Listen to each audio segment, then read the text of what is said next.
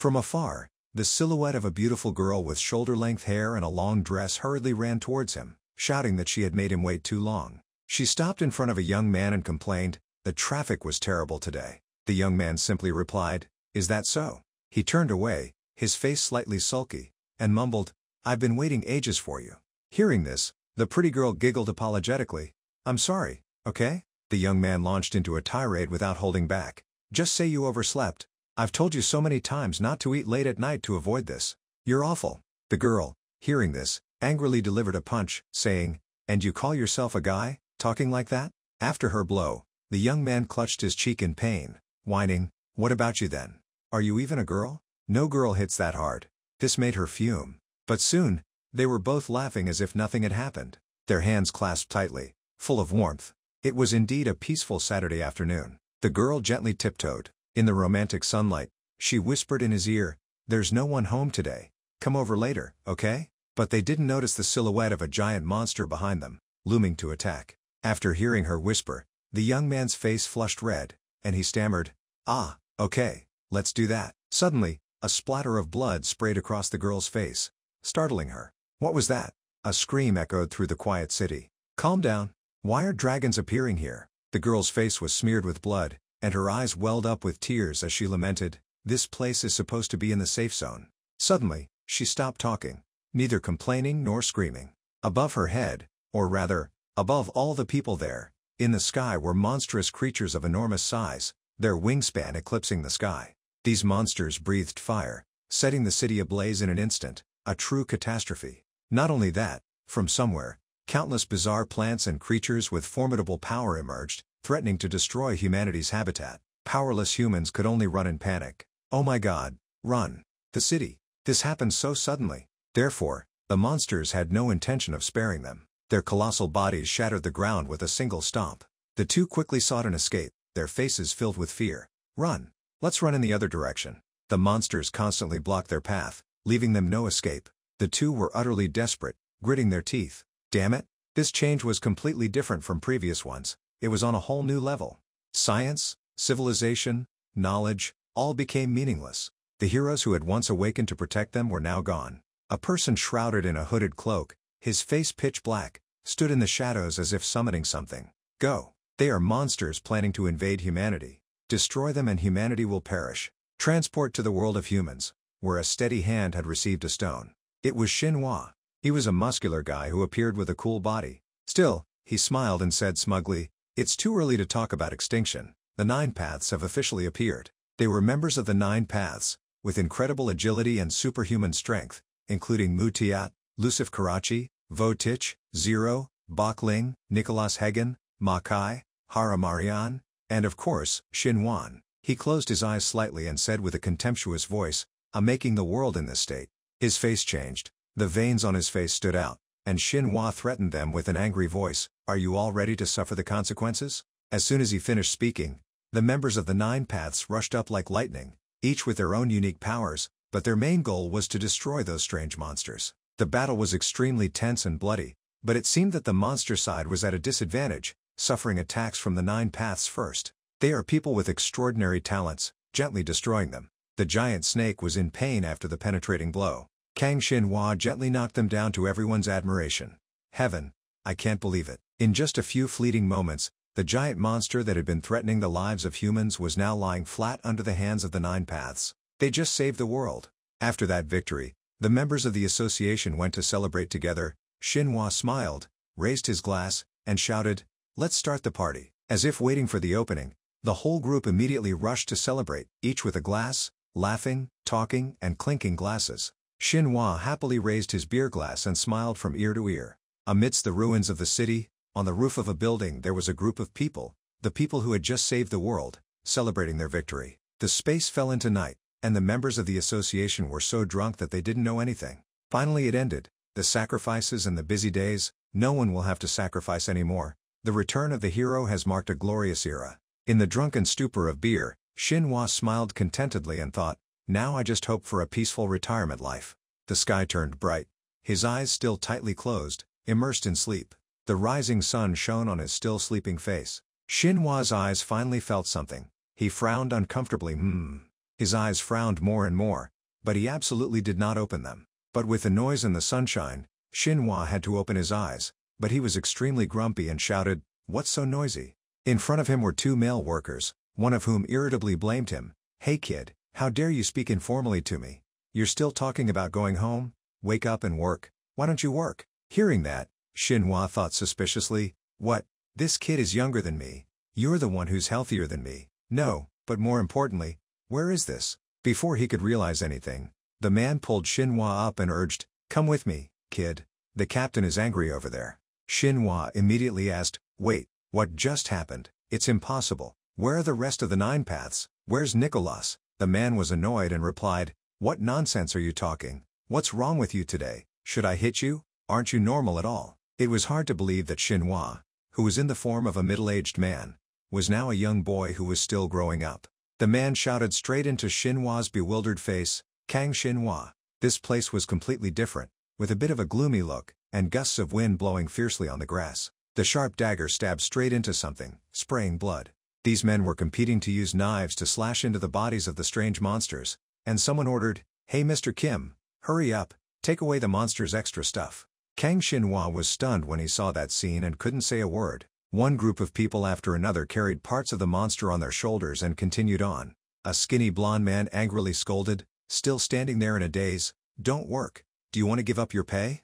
Kang Shinhwa stood in the middle of a crowd of people who were diligently cutting up parts of the monster and competing to carry them. He felt like he was reminiscing. This scene was so familiar that it was disgusting. He is Kang Shinhwa, 56 years old, an ex-ranked tycoon, who thought he had to face many battles, and was also the hero who saved the world from that great disaster. From a hero who was honored, I turned to an extremely wealthy life and I was ready to enjoy a peaceful retirement. That should have been the case, but unexpectedly, Shinhwa was sent back to the past when he was a young man and still had to do this kind of work to earn a living. Suddenly, a drop of slimy color fell on his head from above, causing him to feel disgusted. At this time, above his head, the mouth of a giant monster with sharp teeth was looming. But strangely enough, a man stood proudly in its mouth and echoed back to Shinhwa, "I'm not sure if there's any poison in there." Hearing that, he immediately ran away, complaining about his fate as he ran. "Damn it, I was about to drink an expensive bottle of champagne. What the hell is going on?" Before he could run for long, a blow from behind struck like a thunderbolt, causing Shinhwa's eyes to hurt so much. The voice from behind rang out, "You bastard!" The man's face was extremely angry and he shouted, "Hey!" Shinhwa angrily turned around with a lump on his head and loudly asked, "Who is it this time?" It was Captain Kim. Hearing him say that, he couldn't help but look at him in anger. Shinhwa realized this and shuddered and wondered, "Is it Captain Kim?" He said faster than his brain and continued, "It's clear that this captain died 25 years ago." Hearing that, the captain immediately punched him in the face, distorting his face. He angrily scolded, "You rude rascal, who are you saying died? You bastard captain, is this how you call your captain?" Shinhwa panicked and ran away, thinking to himself, "What the hell is going on? How could he be?" he exclaimed. "Oh my god, that's why the phone in his pocket fell out." He quickly sat down and picked it up. Captain Kim was still standing next to him, giving him instructions. That kid suddenly said some unbearable nonsense. Shinhwa looked at the phone in his hand and asked in a daze, "Huh? Isn't this the old phone from many years ago?" As if he was about to realize something, he immediately turned around and asked, "Captain Kim, is it you?" His question made him stunned. Shinhwa silently asked again, making Captain Kim even more surprised, "What year is it now?" Captain Kim breathed a sigh of relief and replied, "Hey, you look silly now. It's 2020, why are you asking?" Hearing that, Shinhwa was struck by lightning, and his mind was filled with fierce thoughts. 2020, 32 years old, have I returned to the past? Then, he thought with a pale face, if it's the year I'm 32, then it must be that his current state is only level F, which is just a normal porter. At that time Shinhwa felt that life was a joke. Time passed quickly until the late afternoon. People's voices urged each other, "Today's work is done. Everyone clean up and go home." Shinhwa wearily patted his back and let out a few moans. His whole body was disjointed, his eyes twinkling with tears of fatigue as he thought, "I thought I was used to this tiring work. It seems that the muscles trained from doing this work are a bit different." Suddenly there was a loud call, "Hey Kang Shinhwa." It turned out to be Captain Kim. He came to give him an attack. He said, "Take today's salary." For a moment, his head was a little surprised, but then he quickly replied, "Ah, thank you." Captain Kim also did not forget to tell him about tomorrow's work. "Tomorrow we will gather at gate number 2 of Shindoram Station. Clear, don't be late. Hearing that, he opened his mouth wide and asked again, Shin Doram, didn't that place get attacked by monsters and burned down many years ago? Captain Kim saw that Shinhwa was talking nonsense again and scolded, What's wrong? That's a safe area. What nonsense are you talking about?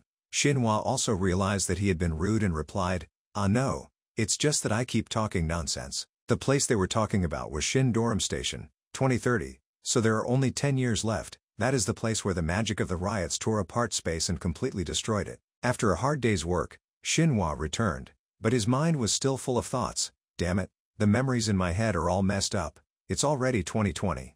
He slowly stepped onto the train and wondered, however, the strange thing is that I'm not the only one who has returned to the past. He remembered Nicholas Hagen, the only leader of the Nine Paths. He claimed to be a person from the future and predicted that the great disaster would happen. 9 heroes against that great disaster.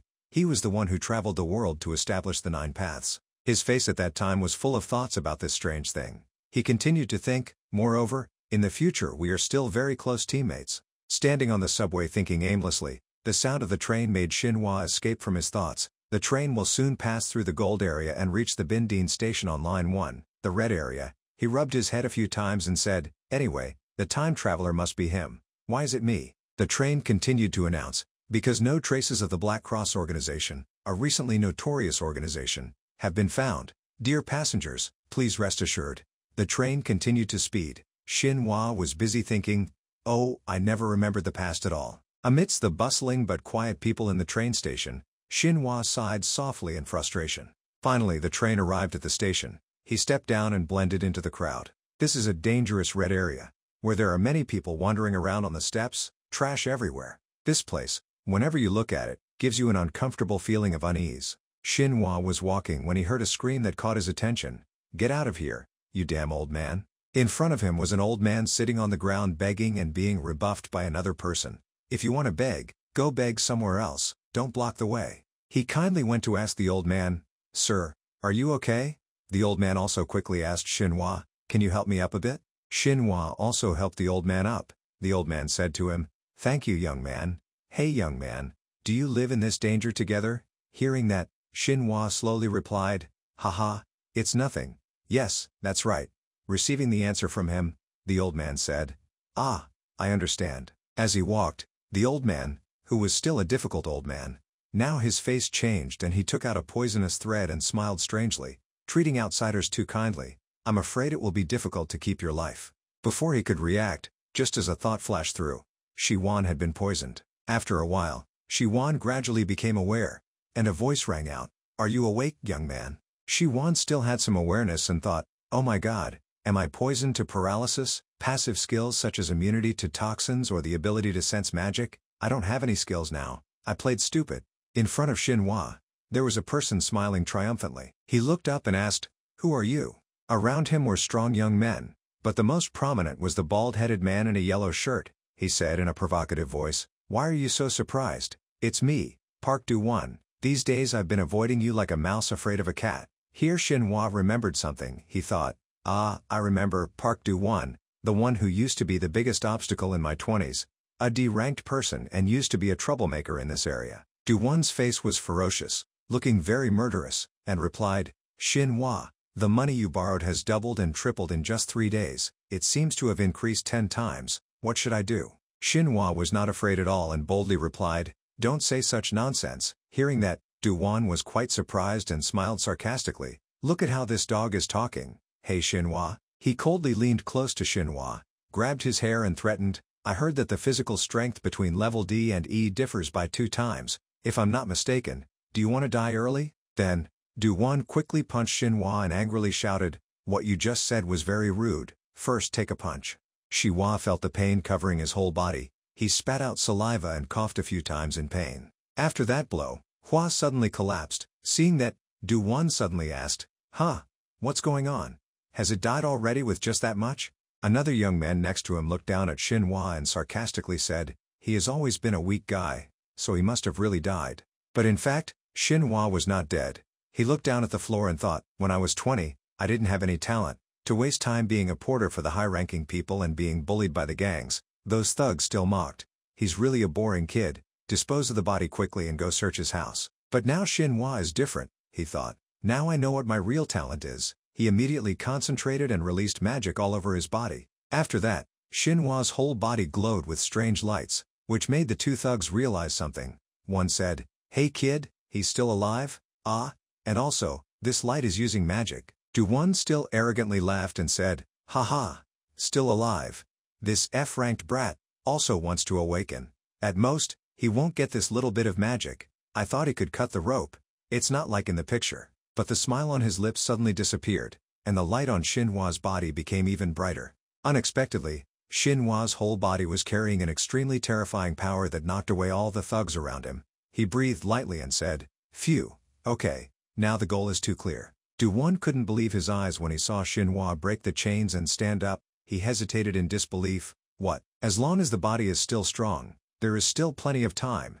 Maybe this is nothing to be sad about, but on the contrary, it could be a second chance. Xinhua became extremely cool, with a strong body and great strength. He looked at Do-Won confidently and said, "Instead of doing these tricks, why don't you find something useful to do for yourself?" Do-Won was also not inferior. He tensed his muscles, and his whole body emitted a dark purple light, threatening with a snarl. "Just try it. Do you dare to come back? You know that, don't you? There's no way that an F-level attack can break through the defense of a D-level." Xinhua focused all his magic and increased the strength of his muscles, gradually increasing the temperature of the magic to its extreme point and preparing to rush into Do-Won. He then smiled complacently, raised his fist and thought, "After all, you only know one part, extremely hot magical flames, as sharp as a knife, compressed to the maximum. Although it is rank F, it can still easily defend against rank D." Thinking that, Xinhua jumped up and threw a lightning strike towards Do-Won. A radiant and powerful beam of light shot straight. Xinhua secretly said, "I will blow up this building." Taking the whole attack, Do-Won painfully fell backwards and cried out. His huge body hit the back hard and hit the wall, denting the wall. Pieces of stone fell after the impact. Dust filled the room. Xinhua calmly said, "The ranking between you and me is different.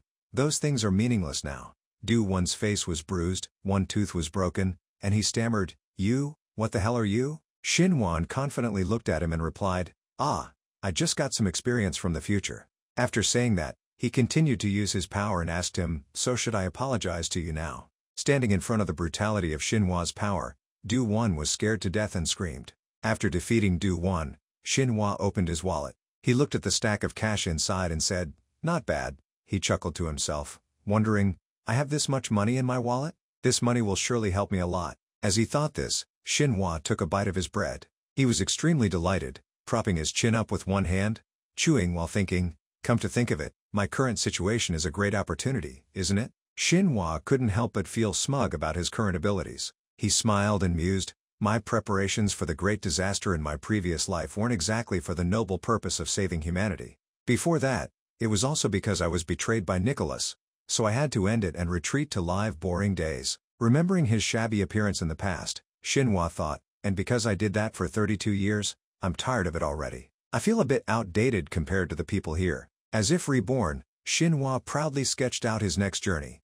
"In this life, I just want to live a peaceful life and not get caught up in any great disasters. Nicholas, someone with his abilities, will definitely be able to handle it. I just want to use my knowledge from the future to make a lot of money." With that thought, Xinhua felt refreshed and raised his hand in determination. "No need to wait until I'm 32. I can enjoy a glorious retirement at the age of 20. As time passed, Xinhua continued to stroll down the street. As he walked, his mind was filled with thoughts and calculations about the future. First, I have to reach a really high rank. From there, the loot from high-level dungeons will help me make more money. When visualizing the tiered ranking system of awakened people, Xinhua suddenly realized, "Heaven is too unfair to me for leaving me at rank F." He lamented all the injustices. If there's anyone who started with an A rank, it's definitely Nicholas.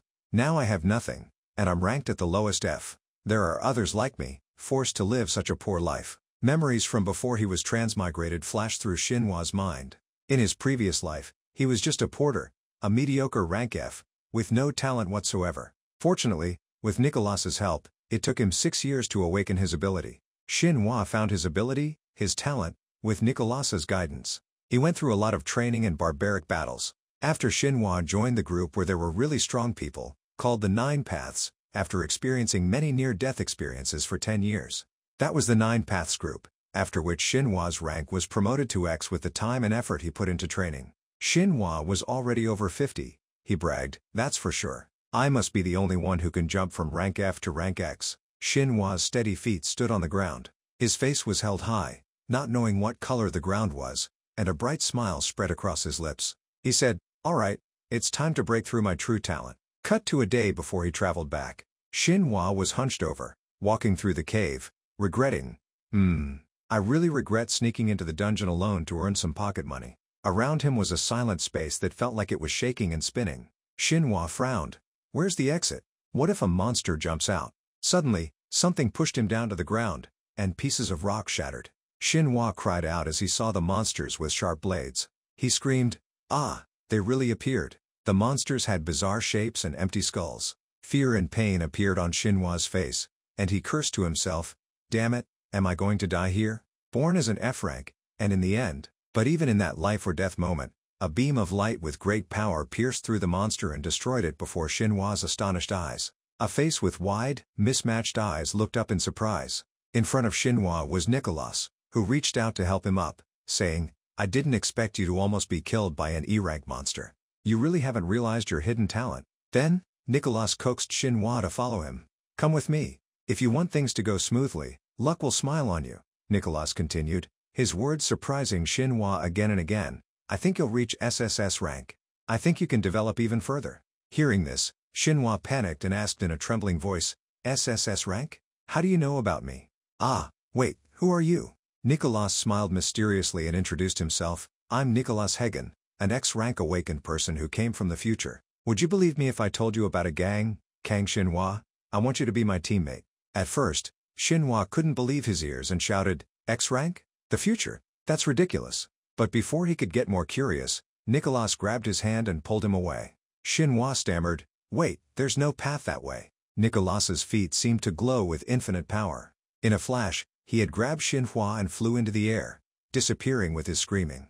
The two of them flew out together into the sunset sky. Then, Nicholas mused, indeed, your talent is not martial arts or magic, but a special kind of power. Xinhua asked with some skepticism, a special power? Really? Under the sunlight shining on Nicholas's face, he smiled gently and replied, a talent for the transformation system. I've decided to call it alteration. Xinhua was half convinced, his eyes wide with questions. Noticing the skepticism, he explained further, your unique magic system.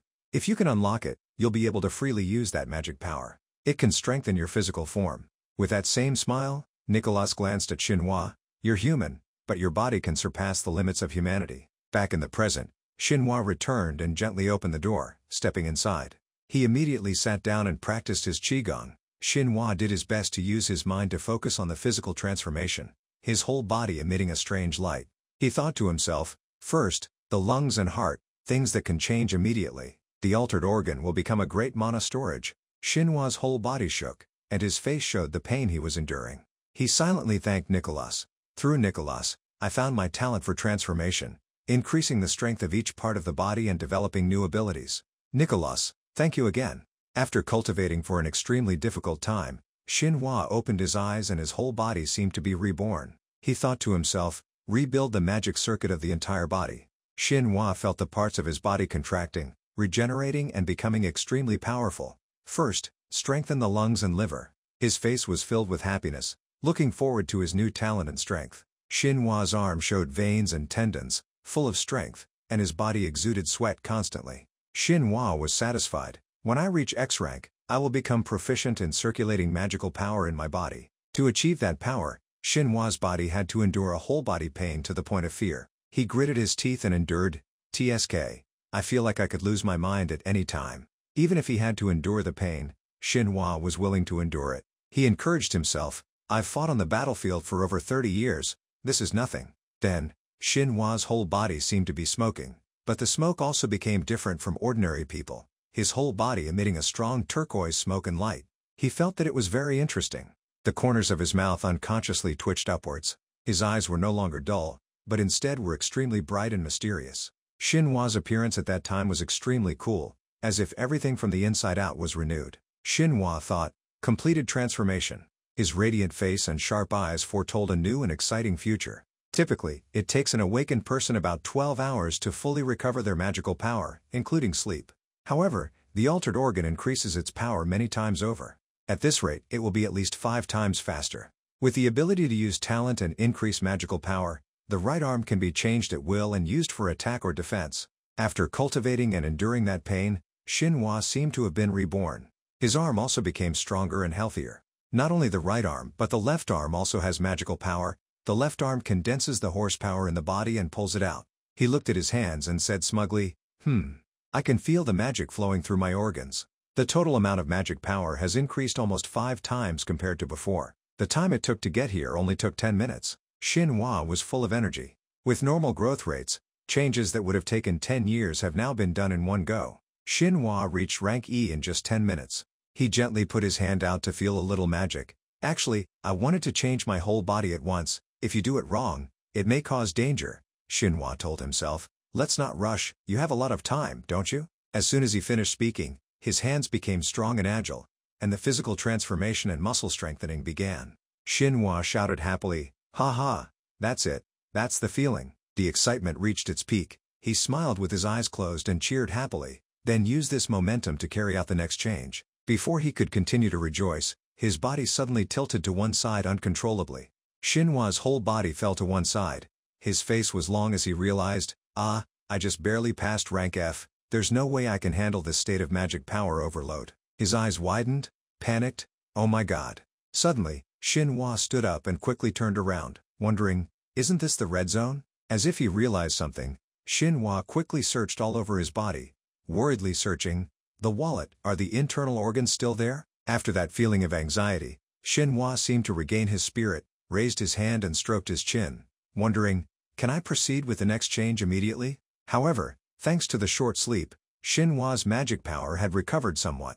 He reached out and began to focus his thoughts deep into his inner self and magic. He continued to sit cross-legged to practice Qigong for the next change. Magic eyes. After practicing, Xinhua opened his eyes and his eyes became sharper than ever before. His eyes carried many mysteries. Xinhua's eyes seemed to have lightning flashing through them. His eyes changed color to bright and his teeth clenched. He thought to himself, the modified eyeballs can capture the invisible stream of magical power, providing immunity to hallucinations and illusions. The pain struck. Xinhua opened his mouth and breathed painfully. Recovery and toxicity merged. His heart beat faster, and now the components of saliva can be changed freely by a series of changes. Xinhua put his hand in his mouth and did something. Unexpectedly, when he raised his upper lip, the teeth that were still normal had transformed into sharp teeth. He thought, this is simple but very powerful. Thinking that, he reached out to grab the water bottle next to him. His hands after the change had become powerful and agile, and in just a moment he had snatched the water bottle. Xinhua self-consciously exclaimed, good, perfect. Next, hard to believe, to immediately test his new teeth, he took a bite of the water bottle. Unexpectedly, the water bottle shattered in a few seconds. Xinhua's teeth continuously chewed on the water bottle. His attitude also became urgent. Right now, right now. The more unbelievable thing, Xinhua was able to chew the whole water bottle with an excited attitude. Now chapter 2 of his life has begun. The phone rang with the alarm at exactly 7 a.m. Beep beep. Time to wake up. The alarm called out. Beep beep. Get out of bed. Xinhua fumbled for his phone to turn it off, complaining, that startled me. Xinhua woke up feeling energized, in the old room in the dangerous zone where he used to live. I've never woken up feeling this refreshed before, he said. He immediately stood on the bed and stretched his joints. His hands and feet, which used to ache, were now flexible again. Outside, the fresh morning air and sunlight created a peaceful feeling. From the window of the apartment building, voices rang out. 1-2, 1-2, I feel full of energy. As soon as he got out of bed, Xinhua took a shower. Today I have an important job, he thought, because today is the day that Captain Kim mentioned the support from Sindo-Rin University of Technology. Conquering the dungeons of science and technology was an opportunity for even the porters to earn a decent amount. The porter's wages don't mean anything to me anymore. He got out of the shower and put on his clothes. Without needing any preparation, Xinhua cheerfully rushed out the door. Today is the grand debut for my second life. At the dungeon, he looked around. This is dungeon K848, huh? It's been a while since I've been back here. Xinhua remembered the scene he had once seen. Clearly, that magic riot has hidden itself in this deadly place. I guess that this monster hasn't grown to that extent yet. However, if it's not destroyed soon and is left alone for a long time, it will absorb a lot of mana and become a terrifying monster. Ignoring the gazes of the people around him, he stood still and thought, I can't let that horrible scene happen again. This dungeon will be a great place to test my strength after alteration. Actually, there's another important reason. Xinhua frowned as he remembered, if I remember correctly, the order to cancel this plan is about to be issued, probably due to the unusual fluctuations of magic power inside the dungeon. Suddenly a voice rang out. Everyone is confused, Captain. Everyone. She looked at the paper in her hand and announced, today there is an order to cancel the conquest plan. They say that a strange energy wave, exceeding the spatial limit, has been recorded. The whole team was surprised. What? Only Xinhua wasn't surprised. Just as I predicted, it's true. Captain Kim was angry. Everyone here is a wage earner. How can they announce this suddenly? Suddenly someone spoke from behind him. It's come to this. He introduced himself. I am So Young-Yun, the leader of the strategy team who will be in charge of today's strategy. Young-Yun frowned and answered Captain Kim's question. This is a decision made by KSA, the Korean Awakened Association. How can it be changed? You must comply. Captain Kim heard this and couldn't say another word. He had no choice but to say helplessly, yes, I understand. Young-Yun announced to everyone, then the conquest strategy of Dungeon K848 will be returned to KSA, from now on it won't be needed anymore. Suddenly Xinhua interrupted, wait a minute, the permit to enter that dungeon, the deadline for returning it is still there anyway. Can I go in and take a look? Hearing the suggestion, he was silent and glanced at him. Captain Kim heard this and shouted, Kang Xinhua, do you have the right to speak here? Young-Yun took out a pack of cigarettes. Aren't you just a rank F porter? Just a rank F. He calmly lit a cigarette. Occasionally there are some laborers, who risk danger for the sake of greed for the wealth in the dungeon. Everyone there revealed a look of contempt for him. Dungeon K848 is rank D. At least 4 D-level people are needed to deal with it. Moreover, now the magic power inside it is becoming unstable. The difficulty is also increasing a lot. Do you think this is a game or a movie? Your life will be lost instantly at any time. Young-Yun squinted and said, are you looking down on us? Xinhua heard this and laughed. It's funny, how could I do that? I'm just curious about that place. Captain Kim angrily gritted his teeth. Hey, how dare you be so rude in front of the commander? Hearing Captain Kim scold, he scratched his head and smiled. Ha ha, it's true that it's a bit impolite, hearing that the commander is also somewhat afraid of that place. So how can someone like him be? It's really interesting. Young-Yun looked at his reaction and gritted his teeth. It's normal for a novice porter to die mysteriously in the dark dungeon. Xinhua heard this and smiled his silly smile. His eyes lit up. Thank you for saying that. He folded his arms and stood watching, showing his interest in Xinhua's attitude. Oh, don't sell your life so cheaply. After saying that, he threw the helmet on the ground and went into the dungeon. Well then, seeing Xinhua's action, she reminded him worriedly, it's very dangerous ahead. Captain Kim smoked a cigarette and thought to himself, why is that guy so reckless today? Immediately he ignored that matter, calling the members back. Hey guys, the plan has been cancelled, so let's have a drink together. To prepare, let's start the party. In the deep dungeon, darkness and silence covered it. Xinhua was alone in the dark night. Outside the dungeon, everyone was gathered together celebrating, drinking, chatting. Captain Kim approached Young-Yun and asked, I'm drunk. So Commander, is that Kang Xinhua okay? Or maybe he accidentally discovered a treasure and became rich. Young-Yun glanced over. That won't happen. That's completely impossible. As soon as he steps into the dungeon door, the monsters will rush in. He heard the commander's answer and sweated profusely. After saying that, Young-Yun explained to Captain Kim, normally, this species is called a saw-toothed demon with sharp teeth. Not long after entering the dungeon, Xinhua faced the saw-toothed demon monster. They bared their sharp fangs. Outside, his explanation still echoed. They are cruel, ferocious creatures that often attack in packs. Although those monsters are only rank D, due to the strange changes in the magic power, their power has increased tremendously. Even when not enhanced, they can easily cut off people's heads. Everyone's predictions about Xinhua went against the current situation. He was able to defeat the saw-toothed demon monster with one hand. It howled in pain, lying flat on the ground. Another one came to attack, attacking suddenly. While fighting, Xiahua thought to himself, once it fails, it won't hesitate to attack me from behind. Do they have no connection in terms of team spirit? Each punch of his sent the monsters flying away. The plan is a bit dangerous. Soon Xinhua was able to strengthen his muscles. He smiled happily. Too slow. After saying that, Xinhua delivered a chop, smashing the monster. His eyes shone with confidence and excitement. This saw-toothed mantis is really a rank D monster? Too easy. Although he had defeated a few, Xinhua was not tired yet. It's been a long time since I could exercise so much, it feels so refreshing. He immediately delivered a chop to the one that wanted to ambush him. Where are you going? Both of Xinhua's arms showed bulging muscles. Before, I have destroyed you countless times, so I know your habits. I also know very well that you are very afraid of fire. A flame appeared on Xinhua's left arm. It's just a rank D dungeon. Even if it reaches the highest level of rank D, then I'm sorry. He then transformed his first fist power into a fire fist. Xinhua then attacked the monster. The flame followed his punch and went straight to it, burning everything. After finishing a battle, Xinhua stood on the pile of corpses, stretching. Haze, is the warm-up over yet? After defeating the mantis monsters, another group of goblins rushed in. This time they even brought weapons to fight with. A long-haired one wielding an axe jumped high, planning to attack Xinhua. He quickly grabbed its head, covering its eyes. Xinhua dealt with the goblin with one hand. The strength, the muscles that I use to finish off opponents, that's what I call power. This is a skill that Senior Mutiat taught me before. This skill consumes a lot of magic power, so it's also a test of my level. The goblin, with its head grabbed by him, gnashed its teeth in pain. It's a bit of a pity, Xinhua thought. With my current level of power development, I can only use it at level 2. Xinhua focused his strength on his other arm. I'll give you a special gift, using only a level 1 skill is more than enough. He then swung his fist at the goblin.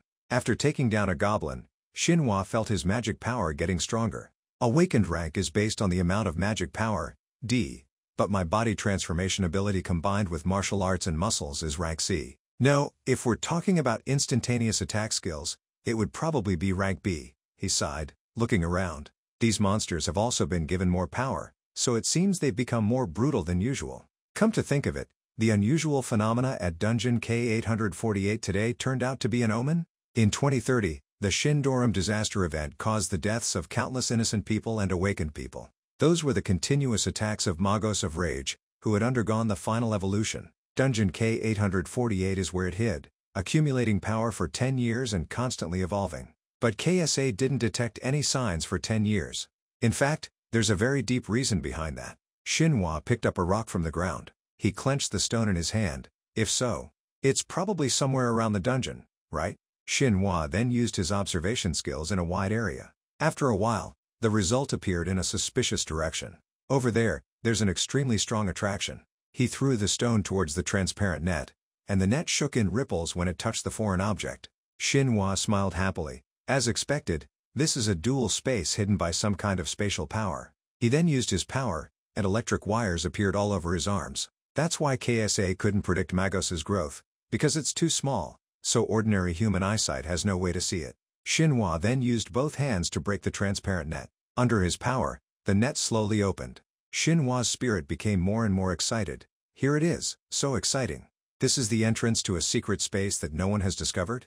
This is indeed a cold and terrifying place. Suddenly a shout rang out, and he looked in the direction of the sound with confusion. In the darkness, a red figure appeared. Gradually approaching, a mutated bear appeared, making a sound that frightened everyone. Grrr grrr grrr. Its 5 eyes suddenly lit up. Xinhua looked at the bear without fear, but with even more joy. As expected, Magos's loyal disciple, Crazy Bear. I've been waiting for you. Do you want to compete? The bear roared loudly, implicitly agreeing. It opened its mouth wide, lunging to attack him. Xinhua's reaction was no less quick. In an instant, he blocked the bear's blow. Xinhua's arms were holding up. It's a bit heavy, unexpectedly it has such terrible power. If I had strengthened a little slower, I would have been in big trouble. Taking advantage of the bear's carelessness, he pushed it away from him. Hey buddy, pretty fast, it's fun to fight with it. The bear, seeing that it couldn't knock down its opponent, angrily gnashed its teeth, making a growling sound. Xinhua winked teasingly. You're also very strong, so don't waste your spiritual power on such pointless actions. His eyes shone with confidence and excitement. One more time? Watch this. The bear roared loudly, its mouth opened wide to reveal sharp fangs. Xinhua then teleported to another position. His cheeks suddenly bulged strangely. Right now, activate the mutation skill. Transform the liquid into venom, venomize. After transforming, Xinhua spat venom at it. The bear couldn't react in time and took Xinhua's venom head-on. The venom reacted in a few seconds. Xinhua looked at the bear's state and was excited. That's an extremely poisonous liquid.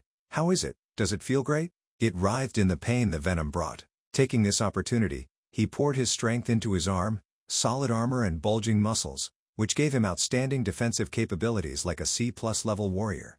Therefore, instead of causing damage on the outside, he destroyed the crazy bear's body from the inside.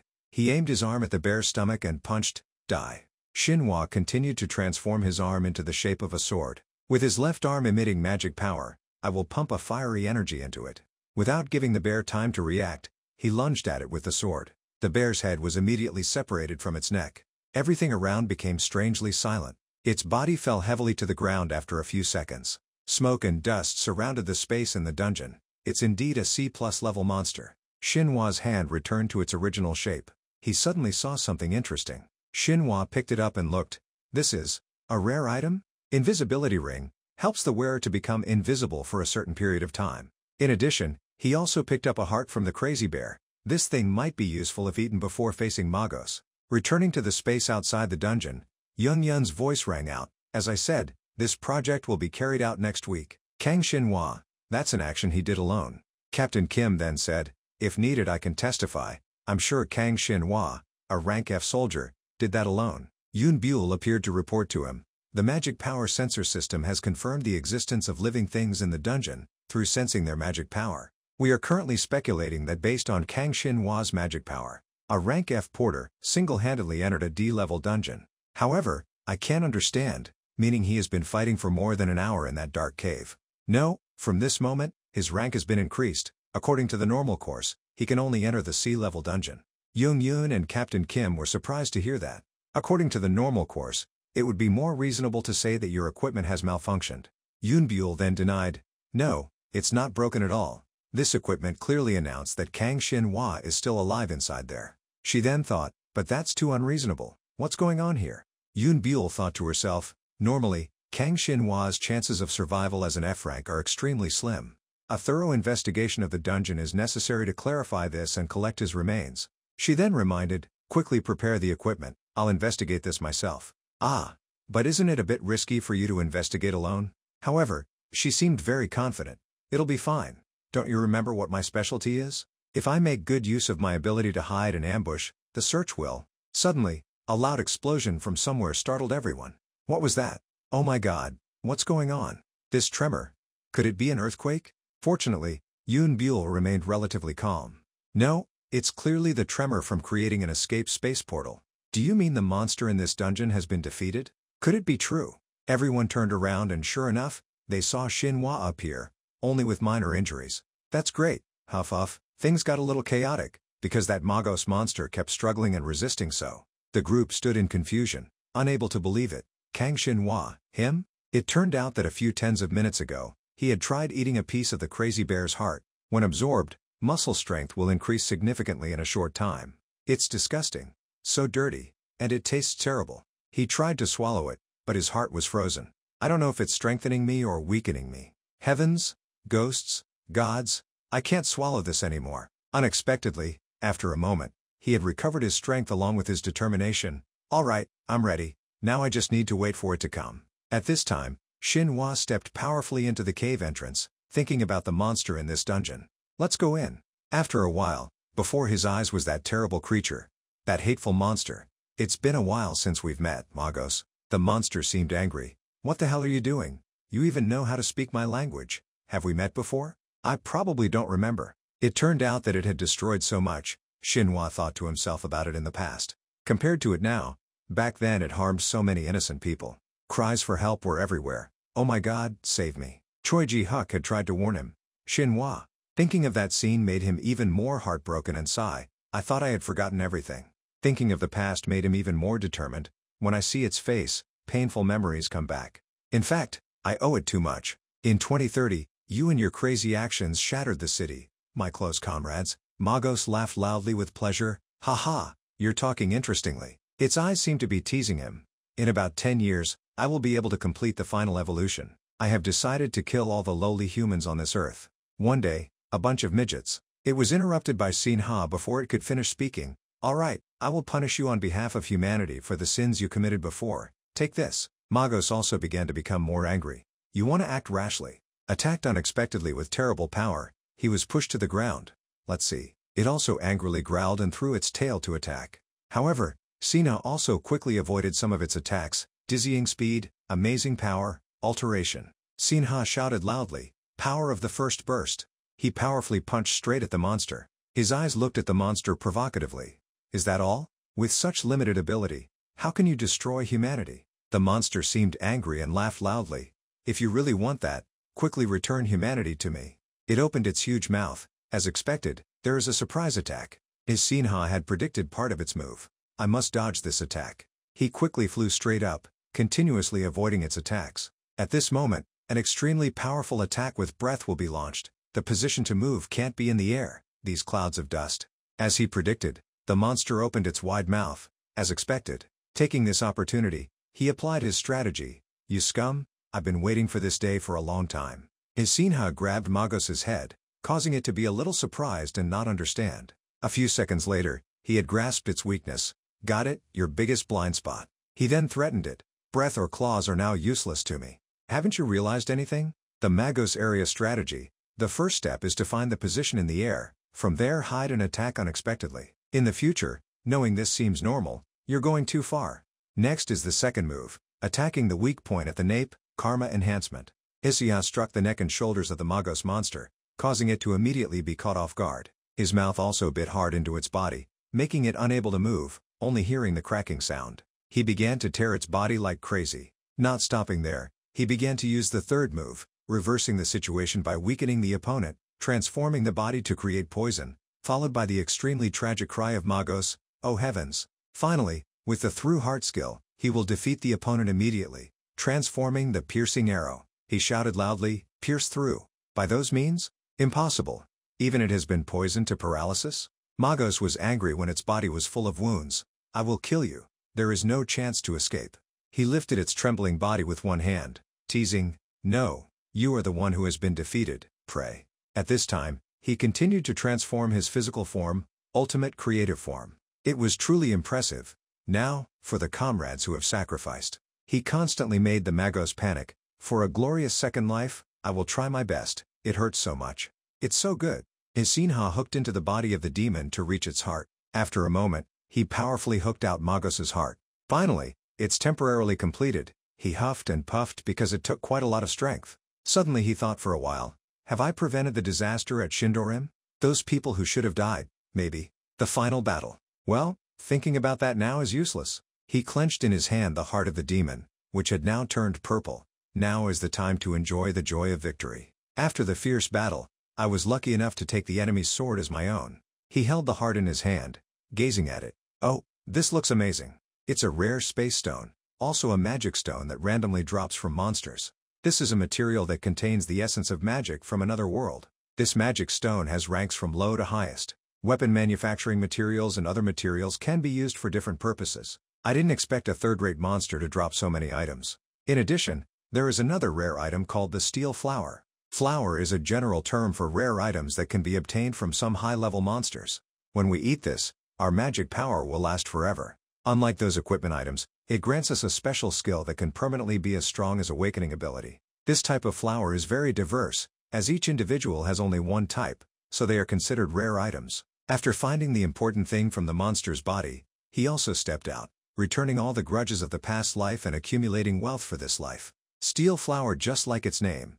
It will give me a special ability, that is, the sea turns my body as hard as steel immediately. This in turn also slows me down, and wastes magic power in vain. So this is a skill that is not highly rated. However, the ability to adapt to change is its biggest advantage. Transforming the body is my specialty. People who possess the power of steel flower are considered to have awakened their second ability. Those people are known as dual awakeners. Captain Kim asked in a panic, "God? Who the hell are you? Could it be that you have been hiding your talents all along? How is that possible?" Sinha explained to everyone, there are many different reasons. Shinhwa, a person who does heavy work, is always weak and ranked the lowest, has finally been promoted. Now I'm no longer ranked F. So Yun was flustered. Then Commander So, the dungeon has been cleared, so we probably don't need to return the permit, right? That's right. As soon as he finished speaking, he ran away. Well then, I'll take my leave here. Hey. Shinhwa was also sitting thinking about Captain Kim's question just now. Have you been hiding your awakening rank? No, even so. With your rank, clearing this dungeon alone, even the raid captains have to reach rank B to be able to. As he said. In fact, even for a country with leading technology, for a person who is only rank D, clearing the dungeon alone is a very difficult thing. Also, thanks to the detailed instructions on how to defeat Magos, I was able to overcome this time. If not for it, I would have been stuck in there forever. But he just lightly replied, that's 30 years of my experience. He seemed very proud. Perhaps no matter what I say, everyone won't understand. This thing, please use it in technology to help make the work easier.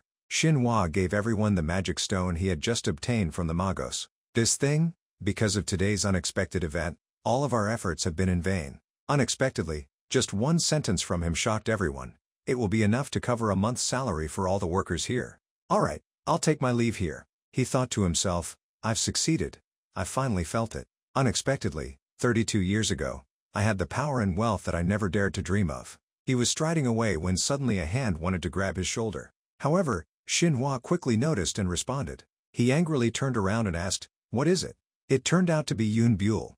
I'm sorry, I didn't mean to startle you like that. His senses are too sharp. Could it be that he has sensed the magic power? Xinhua sighed softly. Actually, it's because of me, because I'm used to being on high alert, so. This person looks a bit familiar. After a while, he finally recognized her. This person, isn't she Yun Buell? She gently gave a sweet smile. I was a little rude. I am Yun Buell, a member of KSA. There are many things I want to ask Kang Xinhua. He was remembering, I certainly faced Yun Buell in the final battle of the Great Disaster in the past life, even though she was the strongest SSS rank master at the time. In the end she couldn't overcome the barrier of the X rank, so she left with regret. He replied to her greeting, I heard that not long ago, you were still at the lowest rank. To be honest, I find this a bit hard to believe. Ah, that's right. Xinhua replied with innocent eyes. Actually, I was still at rank F recently. Now it's different, but if you have any concerns, feel free to ask. Here, just call this number. He then gave Yun Buell a slightly crumpled business card. After saying that, he left. Remember not to ask me too many questions when you call, haha. She looked at him leaving in a daze, her heart full of confusing questions about him. Immediately after, she answered the phone. Yes, I'm Yun Buell. Yes, the information about today's event. You know everything already, right? That's a shocking news. The battle between the Magos monster was very fierce, and it is necessary to bring the body into a state of absolute stillness. In the dangerous area, the news spreads very quickly. Perhaps information on how to deal with it has also been known to many people. If those evil people target the space stone and launch a surprise attack on their lair in the dangerous area, then, with the current state of the body, I don't know what will happen. We can't delay any longer. A piece of the high-level space stone has been found and sold with sky-high prices, because there are many trading stores that can support exchanging money and at any time. The next day, only a few days ago, I didn't have a penny to my name, and lived in a rat nest in the dangerous zone, trembling and eating expired food. Even so, now I'm very leisurely drinking a can of beer, feeling the gentle breezes constantly blowing through this quiet house. Of course, to achieve things like in the previous life, the money and abilities I have now are still lacking in many ways. He leisurely stood on the high floor drinking coffee. However, this is also a healthy body and more time to live that I have. I must try to earn a lot of money so that I can retire early in a very comfortable way is something that I can do. After drinking the cup of coffee, Xinhua threw it down. The news along with luck are becoming more and more. Now is 2020, about 32 years ago. What memorable events are there at this time? While remembering, suddenly there was someone announcing quite loudly, and I would like to announce to everyone.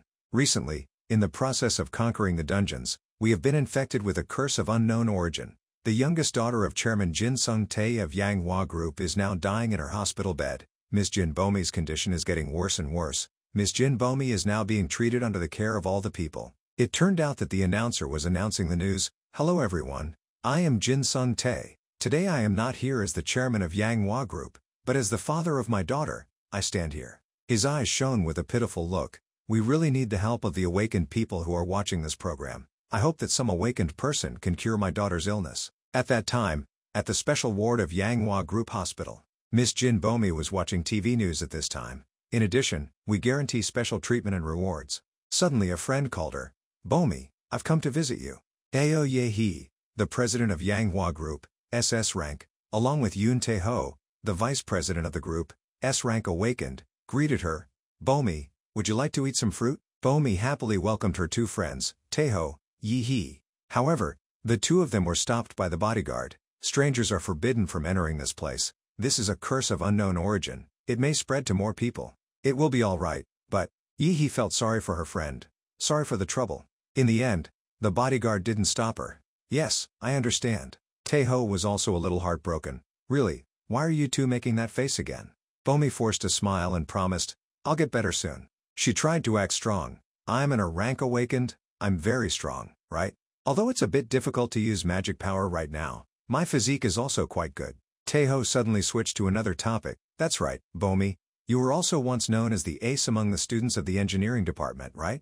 Yi-hee came over and pinched her cheek. Oh my god, even without makeup, you're still so pretty. If you're fully healthy, turning on the TV to watch will be so exciting. Next is.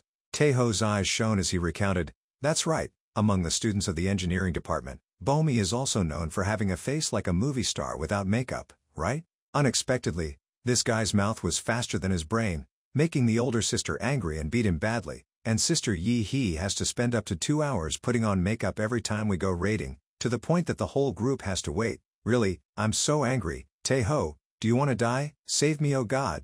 You two are so funny. Bomi suddenly shyly asked the two. Because I've been lying by the window for quite a long time, my whole body is sweaty. Sorry, I think I need to change my clothes a bit. The two of them also agreed. Yeah, Bomi, we're also preparing to explore the dungeon so we don't have much time, so see you next time. After that, they greeted Bomi and left. If we have time, we'll come visit you again. The two greeted each other and then left. Unexpectedly, Bomi was coughing continuously at this time. She tried to cover her mouth in fear. Blood was all over her mouth. She fearfully saw the blood all over her hands. The two people standing outside were scared and leaned to one side. Oh god, Bomi? At this time, the door in the hospital hall suddenly opened. The receptionist greeted them. Welcome, guests. Kang Xinhua walked in, dressed neatly. Guests coming to Yanghua building, do you have any business? The receptionist replied, Ah, are you Kang Xinhua? Are you working in the medical field or are you an awakened person with the ability to heal? He replied, but I don't have a license. However, I can assure you that I will cure Jin Bomi. Ah, I see. Suddenly, Young-hoon rushed in and asked Xinhua sharply, can you really cure her? Sorry, I was a bit rude. At this time, he introduced himself. I used to be a member of Yanghua Association with the Awakening Rank A. I've heard rumors about this in my previous life. It turned out that in his memory, he was an excellent fighter of Yanghua Group, a cold and meticulous man known as a machine. Young-hoon looked at Xinhua intently, exploiting the treatment for her to satisfy his dark greed. An awakened person who has disregarded the reward and brought out useless treatment methods. I have met many people like that. Suddenly, he grabbed Xinhua's arm and begged for help. Please create some kind of miracle. It turned out that after Jin Bomi's death in the previous life, Young-hoon also became twisted, then became a murderer to avenge those fake healers. Thinking about this, I feel a bit too pressured. After that, Chairman Jin Sung-tae came to greet him. So you are Kang Xinhua that Section Chief Young-hoon mentioned? Please cure my Bomi. Okay, I understand. Now, let's start the treatment. They began to enter the room to greet Miss Bomi. Miss Jin Bomi. She also sat up and greeted, are you Kang Xinhua? Sorry, I can't sit up. He approached the hospital bed and asked about her. It's okay, but the flow of magic power inside your body is quite unstable. Very unstable? Even though the top medical team and people with the ability to awaken recovery have come here, nothing has changed. Xinhua began to think, of course, because this is a disease that can't be treated with medical skills. Jin Bomi has an awakening rank A. Yanghua Group is one of the leading companies in the world, owning a prestigious association ranked 3rd in the world, known as Yanghua Association. She is the daughter of Chairman Jin Sung-tae, the head of the group. Along with the elite forces that Yanghua Association prides itself on, Yoon Tae-ho, Co Ye-hee, she is also a member of the association, a topper rank who actively participates in dungeon exploration activities. With her lovely beauty, she has also become the focus of everyone. However, during the large-scale dungeon exploration with the association, they suffered a major attack, and Bomi was unexpectedly injured. As a result, she is currently suffering from a disease of unknown origin in the previous life. This led to her death. Suddenly someone spoke up. That so-called butterfly effect, this is a bit arbitrary. That was Nicholas Hagen, who always claimed to be a special person in the previous life. He had a conversation with Xinhua in the previous life. Butterfly effect. Are you going to talk about things like regression and reincarnation again? Seriously, this is starting again. This guy, don't you still believe me? After time traveling, there was a time when I remembered and intended to change the future. People say that that was an event big enough to completely change the world. As for me, I hope my future won't be changed. Bomi, with painful eyes, lay on the hospital bed and said, I want to be free to adventure and be free again. However, even if we save this unfortunate girl or not, there is nothing we can do to change the past. He began to try to heal her. To start treatment, can you sit up a bit? Yes, Now let's treat slowly. At that time, this girl's disease was considered incurable, but according to later research, this disease was called magic power circulation disorder.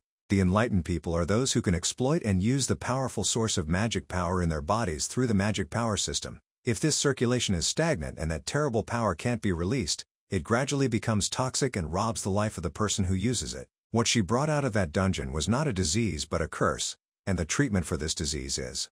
At this time, Shinhwa turned to Young-hoon and asked, "Can you show me your left hand for a moment?" He squeezed his hand as if transmitting some energy. A large amount of magic is appearing. Is this a power belonging to radiation? He continued to say, "Thanks to this amount of power, I will be able to cure Bomi. This is a potion that has been mixed with my saliva, and of course the entire bottle of water has been purified with a high concentration of magic power. Just hold a little water in your mouth for a while and then swallow it. Her illness will be completely cured." Jin Sung-tae and Young-hoon were confused and didn't understand his words. What kind of strange treatment method is this? Can this terrible disease really be cured with that sloppy method? Bomi was still happy at this time. "I can drink it anyway. I have been deceived so many times until now, but I still have some hope." She was a little embarrassed when she saw the bottle of water that Shinhwa gave her. After that, she also tried to drink that bottle of water. This feeling. This is not a normal recovery magic. It feels like a stream of pure magic power is pouring into all my magic meridians. After that, she drank the entire bottle of water. Suddenly, she happily became healthy again, completely free of pain. Shinhwa excitedly asked her, "The treatment is finished, how is your body now?" Suddenly, she reached out as if she wanted to do something. It turned out that she jumped up and hugged him. "You, Kang Shinhwa," Bomi said to him with a trembling voice, "I am really grateful to you. I was so scared." Chairman Jin Sung-tae ran over in happiness along with Young-hoon. "Miss Bomi, luck has smiled on her, my dear Bomi." The three of them happily ran and hugged each other. They were so happy that they couldn't speak. "Dad, I was so scared." They were so happy that Yi-hee and Taeho below were also surprised. "Unbelievable, I just received an internal announcement. Bomi's disease of unknown origin has been completely cured. What, so many leading doctors failed? Unbelievable. Kang Shinhwa. Who the hell is that person?" Yi-hee was so happy that she cried, "Bomi," but she felt a bit strange. Come to think of it, this Kang Shinhwa, I heard that recently there is a guy with an awakening rank of F who conquered the sea-level dungeon by himself. Is that person also Kang Shinhwa? Impossible. Is he rank F? That is too absurd. She reassured everyone. "Calm down. We are still living amidst strange things." Ah, that thing. The two continued to discuss Shinhwa. He is now a special individual among the awakened people and has all the attention of the public. There's a possibility that a war will break out for talent between the associations. We should prepare ourselves to join the associations. Ah, and also Bomi's celebration party. At this time, Bomi had also been discharged from the hospital. She and her two friends were happy to finally be reunited. Chairman Jin Sung-tae was also happy to congratulate his daughter on her recovery. He greeted Shinhwa. "You've come. Do you want to have a drink with me?" He thought to himself, Chairman Jin Sung-tae is so happy that he doesn't know what to do. The association has said that they will transfer a very valuable B-level dungeon among the dungeons they own, but I requested to own the K2027 E-level dungeon, because I still have memories of the future. I want to invest in a dungeon with great value and future after a while. He was thinking when suddenly someone asked him. Chairman Jin Sung-tae made a suggestion. "Let me get to the point, Kang Shinhwa. Our association really wants to cooperate with you. You understand what I mean, right?" This again made him contemplate for a while, a bit surprised to hear the invitation directly from the chairman's mouth. After Hongyun, Chongyun, Yanghua Association ranks third in the ranking of domestic associations. Its strength and prestige are not inferior to any of the top three associations, so the selection of talent is also extremely strict. Both Hongyun and Chongyun Association rank first and second in scale domestically. However, unlike those two associations, where strength is accompanied by dark rumors, Yanghua's transparent activities are very admirable. Unexpectedly, he finally accepted. "Okay. Worthy of being a great association that the whole country cares about."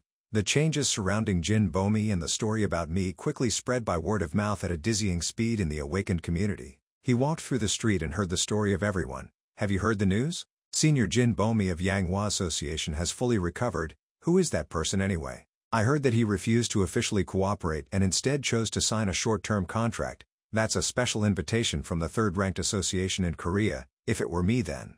Suddenly one of the two people recognized Kang Shinhwa. "Hey, wait, isn't that person? This person is exactly like in the picture." They continued to discuss. "Clearly I've met that person somewhere nearby. I've met so many people like that." Suddenly a mysterious person entered. He lifted the curtain and said, "Hey old man, the goods are here. Still alive and well, huh? Here, a box of vodka that you ordered." Suddenly the old man said, "What do you want from me? You came to find me?" As I said, I'm no longer doing that work. Customers, talk to this weird alcoholic. It turned out that Xinhua was talking to this old man.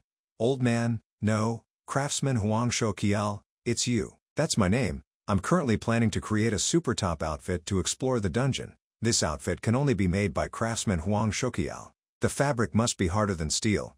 The memely fibers from Mount Rakela, and process the outer layer of the gloves with gemstone engraving techniques. The magic power can circulate internally and, he's talking about an idea that I only dare to imagine in my head." He frowned and said to him, "Interesting indeed, but with your request, it seems a bit difficult for me. But even if I'm interested, I won't make that set for people with low ranks. I don't know how to make that. The materials and repair costs combined will cost at least 3 high-level space stones with a purity of 100%. He flatly refused. "Do you think you have those things? Dream on." Suddenly he presented 3 rare gemstones in front of him. Immediately his expression completely changed.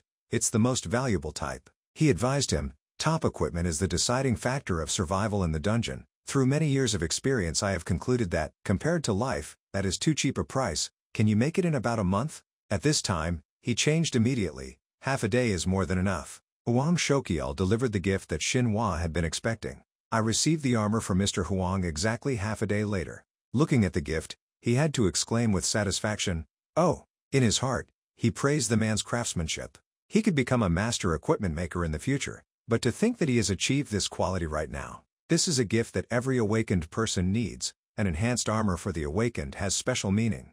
The special thing about these armors is that they need to ensure flexibility and magic power circulation without causing obstruction, while having the durability to withstand the terrible destruction of monsters. He breathed out and secretly praised this armor. Among them, this is Huang Shouqiao's special adjusted enhanced armor. He personally felt that investing in this armor was definitely not a loss. In such cases, making a decisive investment is essential. Since he had armor, Xinhua had to find a way to try it out. The opportunity to test the performance of the new armor made by Mr. Huang came sooner than expected. At this time, I don't know where he was standing, but he laughed with pleasure and exclaimed, "The power of a large association is really very convenient." It seemed that he had the opportunity to test his armor. I had the opportunity to raid a C-rank dungeon alone through Yanghua Association, K911 dungeon. Thinking about himself asking for permission to raid alone, he giggled and muttered, "An awakened person at a level much lower than required to raid alone? They will probably think I'm crazy." At this moment, Bomi ran over and shouted loudly, "Mr. Xinhua." Hearing her voice, Xinhua turned around and exclaimed in surprise, "Oh, Jin Bomi." Running to his place, she said shyly, "Today is Mr. Xinhua's official debut. My life-saving benefactor, I came to congratulate and support you." Hearing this, he laughed helplessly. "Ah." Suddenly, a bodyguard stepped out and introduced, "I am James, the head of the security team. While talking normally, suddenly his face distorted and gnashed his teeth. "We hope you take care of our young lady." Moreover, he muttered, "Where did this skinny old man come from?" Of course, even though he spoke softly, Xinhua still heard it and smiled in embarrassment. "I guess this is Bomi's wish." Next, Xinhua turned to Bomi and said, "Even so, I want to try raiding alone today." In addition, he also thought, from the association's perspective, this is also a test for me, who was suddenly recruited, right? Although she was questioned by him, Bomi still wanted to persuade him to go with her. "But C-rank dungeons and above are really very dangerous, Mr. Xinhua. You are still only rank D." Suddenly he gave a deadline for when he could raid the dungeon. 2 hours, I will complete the raid in 2 hours. His words shocked her and she exclaimed, 2 hours? Impossible. Despite Bomi still being confused, Xinhua turned his back and left. "Anyway, that's it." Seeing him leave, she quickly called after him, "Ah, wait." However, he had gone deep inside, leaving her to sigh helplessly. He has gone so far. Suddenly James spoke up in question, "Young lady, for a C-rank dungeon, I always see a larger group go in." Bomi also confirmed his question. "You're right, the normal difficulty of a dungeon raid usually requires 3 or 4 awakened people of the same rank as the dungeon." Moreover, she also thought, "In reality, we are stepping into the territory of monsters." As for the monsters, she commented, "Those from another world are very good at fighting. They are basically stronger, and as for the rank, hunters of the same rank as the dungeon are sometimes terrified when they see them." Bomi at that time divided the types of monsters. First, with the weakest species, Low-rank monsters are usually unconscious and like simple beasts. Then there is the medium type, but as the rank increases, there will be individuals who are good at martial arts. Among the medium types, there will be some that are quite special. Some even use strange powers like the abilities of awakened people. In addition, there are also some that are quite scary. As intelligence increases, they can use tactics and traps. That's why exploration and information gathering are very important. And when it came to this sea-level dungeon, Bomi herself was a bit hesitant. K911 is a newly discovered dungeon with unknown information. It has been ranked through the detection of magic power, but, if you don't know the monster information, even if you reach the appropriate rank, the mortality rate is still high. Not to mention soloing in 2 hours, even I, on a rank, can't do it. As soon as she heard her say this, James asked, "Then, what?" She happily proposed to him, "Then let's go." Seeing that he seemed startled by this suggestion, she said softly, "Did I scare you? There's no way we would let Mr. Xinhua enter such a dangerous dungeon alone. Today's raid is really Mr. Xinhua's official skills test, but through a team with me going along." Moreover, the fact that she was allowed to go along with Xinhua has been approved. We only accepted Kang Xinhua's unreasonable request, because I am in a rank, and have planned to support Mr. Kang Xinhua, even though he left quite suddenly. Finally, she concluded, our Yanghua Association wouldn't let a member be in danger, right? Next, she considerately reassured James, "I will give you a strength enhancement buff. Please join Mr. Xinhua and complete the dungeon." He of course agreed with her in everything. Young lady. Back with Xinhua, who was moving step by step in the dungeon, he seemed unhappy with Bomi going with him. She seems to really want to follow. Considering the inspection of equipment and the distribution of loot in the dungeon, I want to raid alone. Suddenly he remembered something. Wait, I've gone quite deep. Just when he was thinking about the first monster that would appear, something really appeared behind him. The monster that appears in this dungeon is definitely. This monster slammed down where he was standing. However, instead of hitting him, it missed. And he was calmly standing on it and said, "That's right, it's this guy. Bone Spider Adult, Monster Rank C." Annoyed that Xinhua dared to stand on its head, it swung at him but he still dodged. After that, he somersaulted once and landed on the ground. At that moment, Bone Spider unexpectedly poked at him and he was startled and dodged to one side. So it began to attack him relentlessly. However, he still easily dodged. While dodging its attacks, he also laughed and mocked, "Too slow." Just then, 2 more bone spiders attacked Xinhua. They poked at him at the same time. This made him uncomfortable and said, "These bastards suddenly attack." This situation is dealing with a bunch of bone spiders alone. A little uncomfortable because these bugs were ganging up, he knocked 2 of them out of the way first. Xinhua dodged the attacks while thinking, "I had anticipated a coordinated attack from the whole herd." According to what he knows about these guys, bone spiders are monsters with bone-like hardness. True to their name, they are almost immune to normal physical attacks without magic power. In addition to the adult bone spiders, there are also small bone spiders, bone spider larva monster level E. It can be said that even though they are small, they are still good at fighting, although only rank E, but this terrifying number. They will become something difficult. When they gather into herds, they become another problem. This is also a reason, that's why people usually form teams, including mages who have the ability to attack in all directions at the same time. However, for Xinhua this is a small matter, but that is only true in normal cases. Just then, suddenly a bone spider larva rushed out from somewhere. He lightly swatted it away. The other ones who wanted to attack him at the same time also had the same ending. Suddenly he gave an excited smile and said, "This is the perfect opportunity to test the performance of the armor to the limit." After saying that, he exploded with power and knocked away the bone spider larvae who were planning to gang up on him. Not wanting to waste any more time, he decided, "Alright, let's speed it up even more." Immediately, a bunch of bone spiders were sent to their graves by him. Each piece of bone was broken into pieces. The one who broke them was none other than Xinhua. While attacking them, he also asked, "Relying on numbers to run rampant, you guys have buried quite a few awakened people with this tactic, right?" Then he smiled smugly and declared, "But you didn't expect that there would be someone who would dare to face the entire herd without a support team? Surprised?" And then he gave a bloodthirsty smile, challenging them, "Now it's my turn to attack you. Try to stop me." His fist was raised, and then he punched a bone spider, smashing it to pieces. Another one was kicked by him, making it scream in pain. One by one he dealt with them, leaving them no escape. Everyone that appeared was dealt with by him, just as Xinhua was making a fatal move, and now is the finishing blow. Suddenly, arrows flew in from somewhere, making him quickly turn his head to look. Xinhua clearly understood one thing. Becoming the center of fear was the bone spider, but the monster that took the most lives of the awakened was something else. At this moment, a drop of water unexpectedly fell to the ground. The monster was the skeleton archer, a monster of rank B+. They attacked fiercely together. Just by looking at the moves they launched, Shinhwa recognized that these arrows carried the skeleton's skill, Orb of Destruction, also known as Mana Burn. Their arrows were about to hit his pupils, carrying terrible power. With the characteristics of being full of magic power inside the bodies of the awakened, just touching any place on the body, it will react with the magic power inside, causing, perhaps because he didn't have time to dodge, he took their arrow head-on, burning magic power. Immediately, he was tormented by the magic power inside the arrow. All the blood in his body was burned, causing terrible pain far beyond the level of damage. The person who was hit was crushed by the pain and screamed in despair. Seeing him in such pain, they cruelly laughed loudly, while the skeletons enjoyed the devilish pleasure from the scene. While laughing happily, suddenly they froze.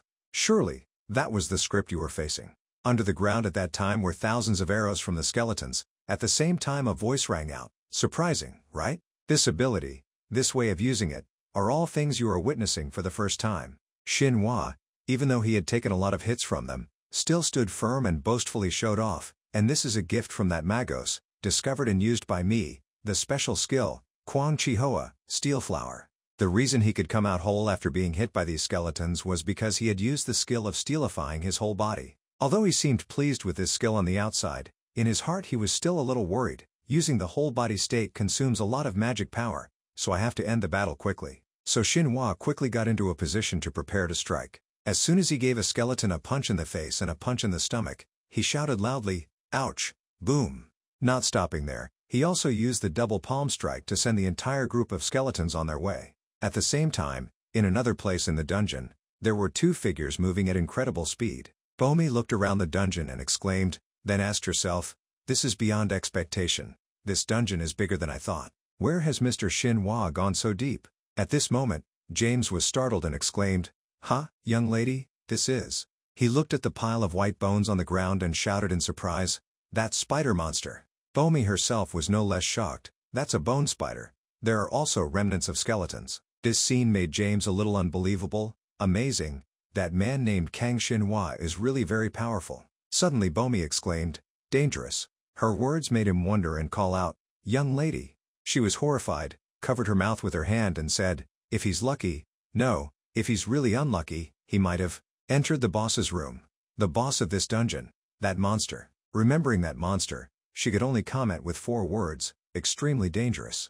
Back with Shinhwa, he was walking when he saw something and called out, "Huh?" It turned out that before his eyes was a skeleton running somewhere. That guy is. He secretly looked at it carefully and recognized it.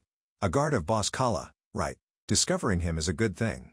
Speaking of the boss of this dungeon, he also had some information about it. The boss of dungeon K911, Kala, nicknamed Kala the Mysterious Transformer. This nickname is given not only because of his amazing ability and speed of movement, but also because you have to explore many rooms to determine the location of his residence. Without hesitating, he threw a trace mark toward the skeleton called the guard, the only guard who enters and exits his residence to convey information. The reason he did so was because, the one I need to trace is this guy.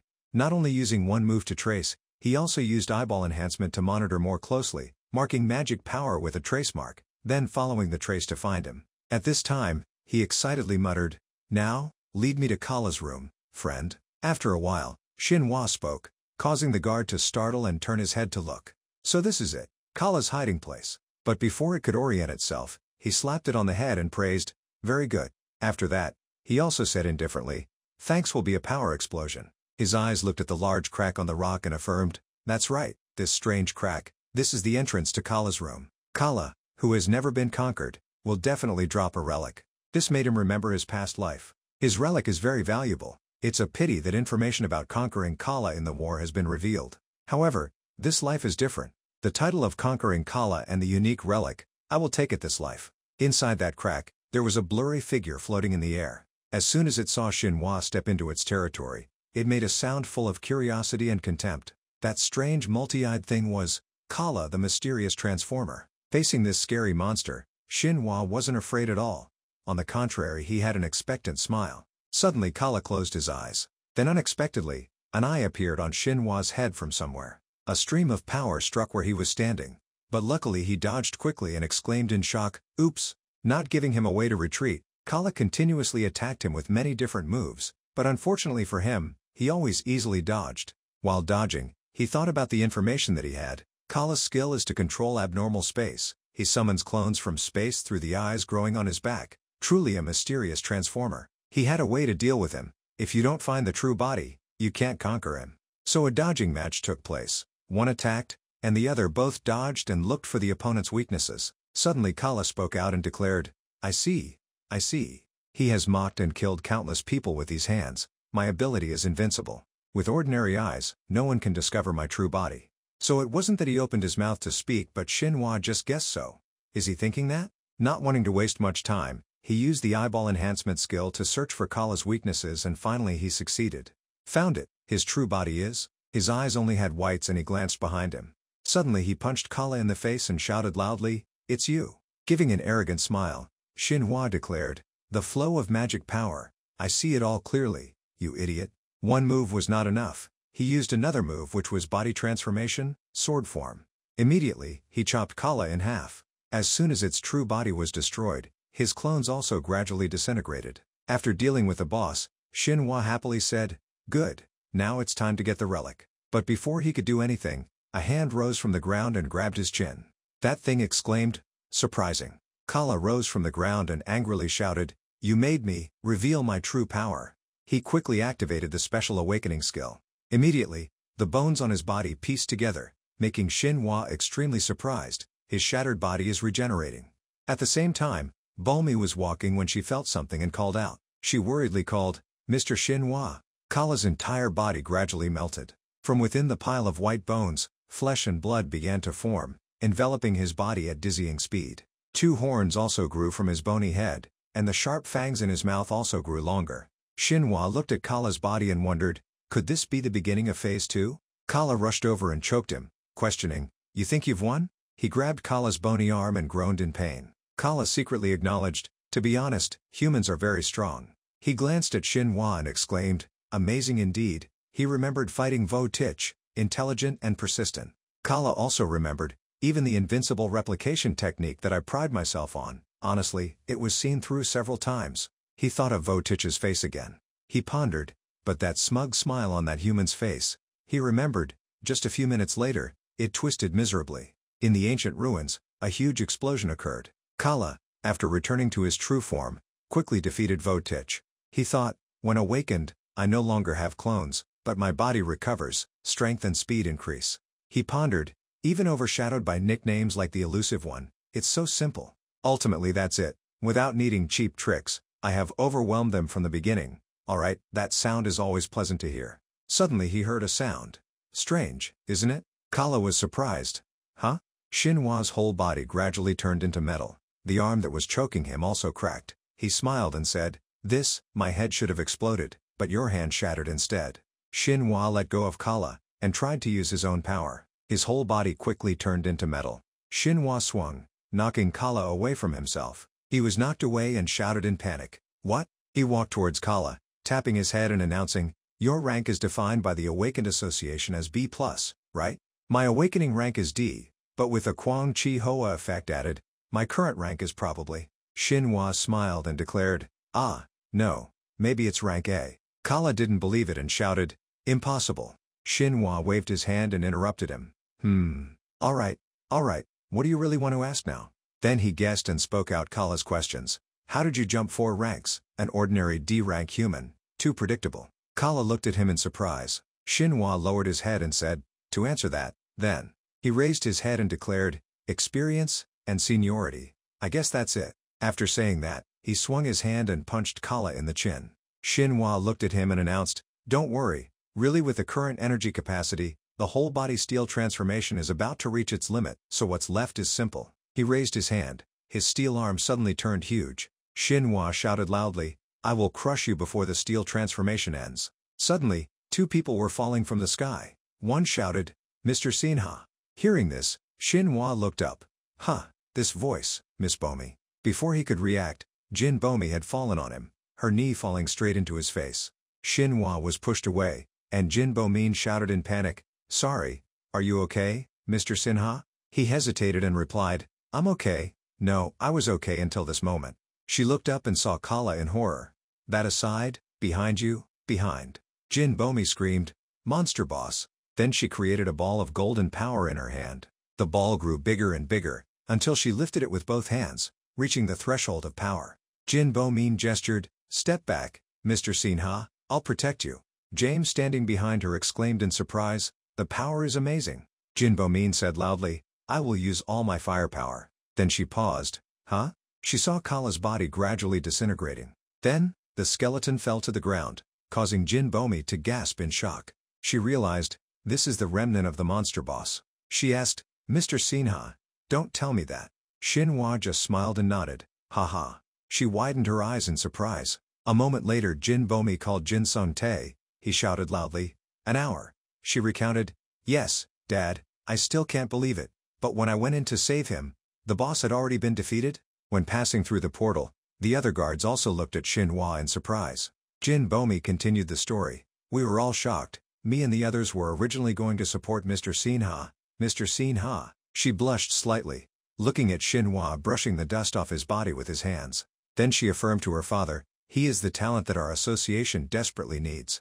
Jin Bomi said, "He left," firmly refusing the association's escort offer.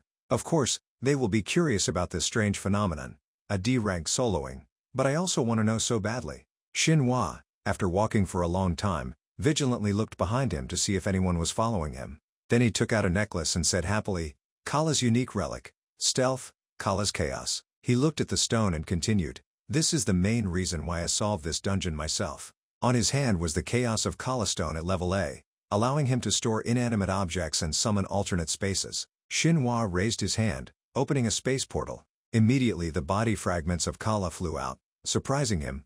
Oh, he smiled and thought, a warehouse with unlimited capacity, the foundation for perfect solo play has been completed. Xinhua snapped his fingers, and Kala's skeleton fell out. He recalled, in the previous life, another awakened person stole it. It's a pity, this time, it's mine. Returning home, Xinhua sighed and opened the door. Phew, that was tiring. That was a series of crazy battles. He went into the house and muttered, "Even with this young body, I'm still only rank D. I wonder if I'm overdoing it." Xinhua suddenly saw a frame. He was surprised. "Huh? This is the picture from the days I was a porter." Xinhua said with a smile, "That's right, this is a rare opportunity. I should focus on being stronger now." Then he asked himself, "But why is it here?" He put the frame on the table and exclaimed, "Aish." Xinhua took a can of water from the refrigerator and quickly opened the lid. He drank while secretly lamenting, "Damn it, so unlucky." He asked himself, 3, no, 4 intruders, since when? Xinhua looked at the floor and thought, no, they probably waited for me to come. He secretly wondered, is Park Do-won behind this? He sighed, crushing the can of water. Humph. Then he was silent, throwing the empty can of water on the floor. Xinhua grabbed a dagger. The assassin looked at him, pondering. In the world of Awakened, you might think the difference in ranks is the only measure of strength. Well, that's common sense too. Before Xinhua was Li Chul-su, a C-rank Awakened, lunging at him with claws from his hands. He imagined Xinhua smiling, ready to receive the blow. But he suddenly realized, around him weren't just Li Chul-su, but also 2 more Awakened behind him. Li Chul-su thought, however, before that mana is used, rank is mainly determined by the amount of mana one possesses. If you eliminate the possessor, the difference in rank can be narrowed easier than you think. The assassins charged at Xinhua. Li Chul-su thought again, ambush, poison, trick, use any method. I think this mostly depends on combat skills. Li Chul-su grabbed Xinhua's head. He thought, in real battles, the advantage of combat skills is even more terrifying than the amount of mana possessed. He saw the horrified face of Xinhua, enjoying the image. Thanks to my combat skills, I've sent many arrogant bastards born with immense mana to their graves. Quietly making someone kick the bucket is better than risking your life to fight monsters. Hey hey hey. At that moment, he was preparing to attack Xinhua. He sneered inwardly. Moreover, this Xinhua guy doesn't even look like a high ranker. Offering such a generous reward just to deal with someone like this, that Park Do-won is quite the comedian. Li Chul-su laughed maniacally, wondering, where should I stab him first? At the moment the empty can hit the ground, Xinhua smiled. His body suddenly emitted a series of electric arcs, forcing the 4 assassins to back away. Xinhua lunged, grabbing Li Chul-su's neck. He thought in panic, this bastard abruptly released mana as bait, so he knew about my presence from the start. Xinhua said angrily. Disturbing my rest is what I hate the most, you know? Li Chul-su panicked, sweating. At that moment, Yoon Buell was staring blankly ahead. Someone was breaking a man's wrist, causing him pain. Ugh. The red-haired girl named Na Mina was lecturing the man. Didn't I tell you to go your own way? The blue-haired guy had his arm locked, screaming in pain. Damn it, what kind of thing is this bitch? His teammate behind Na Mina clenched his fist and shouted, "Let my brother go." She casually blocked his attack. Then Na Mina conveniently broke his arm as well. The spiky-haired guy yelled, "She's an elemental type." He looked at Na Mina smiling and shouted, "Then her abilities aren't anything special. I can resist with force." A big bald guy raised his hand, intending to crush Na Mina. He slammed his hands on the ground, cracking the road. She lightly dodged his punch. The muscle man shouted angrily, "Humph, don't get cocky." The blue-haired guy shouted, "There's an opening." Then he punched towards Na Mina, but only hit her hair. The muscle man also punched her face, but Na Mina tilted her head to avoid it. Then she created power around her right hand, aimed at them and said, "Too slow, too slow." With that, she fired 2 bullets of power at the 2 thugs, sending them flying. Na Mina made her hand like a gun and sneered at them. "Do you feel like you're being electrocuted? That's my awakened skill." The spiky-haired guy shouted angrily, "This is Thunder Bullet." Then her rank must be SS. Na Mina answered while kneeing him, "Oh, thanks for noticing. Now, should we see how strong my ability is?" She kicked him away and asked, "Weak or strong?" Yoon Buell looked at her and admired, "I see the commander's battle frenzy is still very strong." At that moment, the light above Yoon Buell's head shook. Na Mina exclaimed, "Ah, Buell, be careful." Yoon Buell lightly dodged the light. She landed gently on the lamppost and sighed, "Phew." Na Mina looked at her and said, "I see your agility is pretty strong too." A moment later, Na Mina walked and asked, "So, Buell, does Xinhua live here?" She replied, "Yes, Commander." She heard Yoon Buell say that and wondered, "You said he signed an agreement with Yanghua, right?" Yoon Buell replied, "Yes, I heard it's a rather unusual short-term agreement." Na Mina smiled in admiration. "A short-term agreement? That guy is really mysterious." She continued, "He cured Jin Bomi, something even the KSA couldn't do, and somehow he single-handedly cleared the Cinderum dungeon with an F-rank body." Yoon Buell admired, "Commander, you seem quite interested in Xinhua." She snapped her fingers. Small yellow lightning bolts appeared on her hand. Na Mina said, "Hey, I thought I was growing pretty fast climbing the royal road, but Xinhua, he's really in a different league." She thought of Xinhua's face and asked, "If he's a super rookie with full potential, we'd want to tie him down on our side even if we have to do something reckless, right?" Yoon Buell hesitated. "It's just that his actions aren't very realistic, so I'm still not sure." Na Mina threw away her cigarette butt and said, "In the end, I still have to see it with my own eyes to confirm." Suddenly, a loud scream rang out. Something fell from an apartment onto the street. Yoon Buell was surprised. "What is it?" She and Na Mina were surprised to see a person lying on the ground. Li Chul-su screamed in pain, "Xinhua, you bastard." Yoon Buell hesitated. "Commander, this person is." Na Mina was surprised. "Oh." She recognized, "This is Li Chul-su, the head of some violent gang. Wasn't that gang called the Black Reapers?" Then she hid behind a wall and called, Buell?" She pointed to the man fighting in front and asked, "That guy doing parkour filming martial arts over there is really Xinhua?" Yoon Buell hesitated and replied, "Yes, that's right." She affirmed, "That's him." Na Mina chewed on her cigarette and admired, "Oh my god. Xinhua used muscle enhancement. His 2 arms transformed." Na Mina hesitated. "A transformation type ability, and he used the violent fist style 3rd form, chaotic rampage fist." Na Mina realized, an elemental type ability. Then Xinhua punched the bald muscle man. He pushed him away. Na Mina assessed, plus excellent physical abilities. An assassin tried to attack from behind. Xinhua smiled lightly and countered. Na Mina admired, "The metal skin just now is something completely different." She wondered, "It's not innate but looks like a special skill that bloomed. Now I'm sure." This person, a guy behind her shouted, "You Oa." She punched him straight in the face and said happily, "Is an extraordinary super rookie." At this time, Xinhua saw her. He said, "Oh, I'm sorry. He's my problem." Na Mina wondered, "Are you Xinhua?" He replied, "That's right, the person next to you looks familiar." Then he asked, "KSA, right? What are the high-ranking officials of the association doing here?" Na Mina introduced, "I'm Na Mina, the Seoul branch commander of the KSA. I'll get straight to the point, we're here to invite you to join us." She continued, "Join the KSA. When you sign an agreement with us, you will receive perks that no rookie can compare to. Xinhua was secretly surprised. Oh, a straightforward offer. He recalled, KSA is a national group that gathers the elites in the world of Awakened. Such an organization is approaching to invite me. I must be relatively different in their eyes. This arrogant group has never made such a big offer to a D-rank Awakened. He imagined, if the person being courted was the 25-year-old version of Xinhua in his previous life, he thought, no, normal Awakened would also cry tears of emotion at such an offer. Namina smiled and offered, we can satisfy any special requests you add, if you want. Xinhua laughed and interrupted her, thank you but I'll have to decline. He said, I don't want to be tied down to a specific organization. He thought, my current value far exceeds what you people imagine. Kang Xinhua returned to his house as dusk settled. So tired. He wearily collapsed onto the soft bed. Xinhua blankly reached out into the empty space before his eyes. It seemed the Great Shift had brought humanity immense power along with boundless malice. Looking at the major and minor incidents caused by the incompetent Awakened after the Great Shift, one couldn't help but feel that way. Although I crave beer, I feel too lazy to do anything. A bad premonition began to stir in his heart. My journey from now on will surely attract everyone's attention, even low-ranking Awakened. But there are so many of those types, quickly make money and retire. There will definitely be stronger people targeting me. Xinhua began to list, for example, people like Namina, those who persistently measure the distance, obstruct and control remotely. He immediately began a virtual engagement. What if I had to face this type of Awakened? Xinhua secretly gritted his teeth. Just trying to run a little simulation has already made my brain tired. I definitely have to prepare thoroughly for this. Xinhua was racking his brains when he suddenly noticed something. Need to think of a way. What caught his eye was a magic sphere, reacting to the yellow mana and constantly emitting a mesmerizing light. He could infuse mana into it and control it in various ways.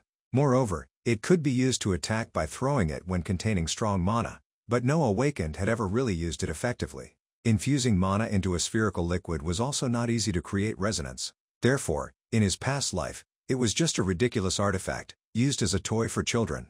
Xinhua secretly calculated, due to my awakening ability, with the important focus on body modification, I can store mana in the organs of my body, like a kind of battery. Xinhua's body could store mana and regenerate at a super speed. The moon was high in the sky, but he still couldn't fall asleep.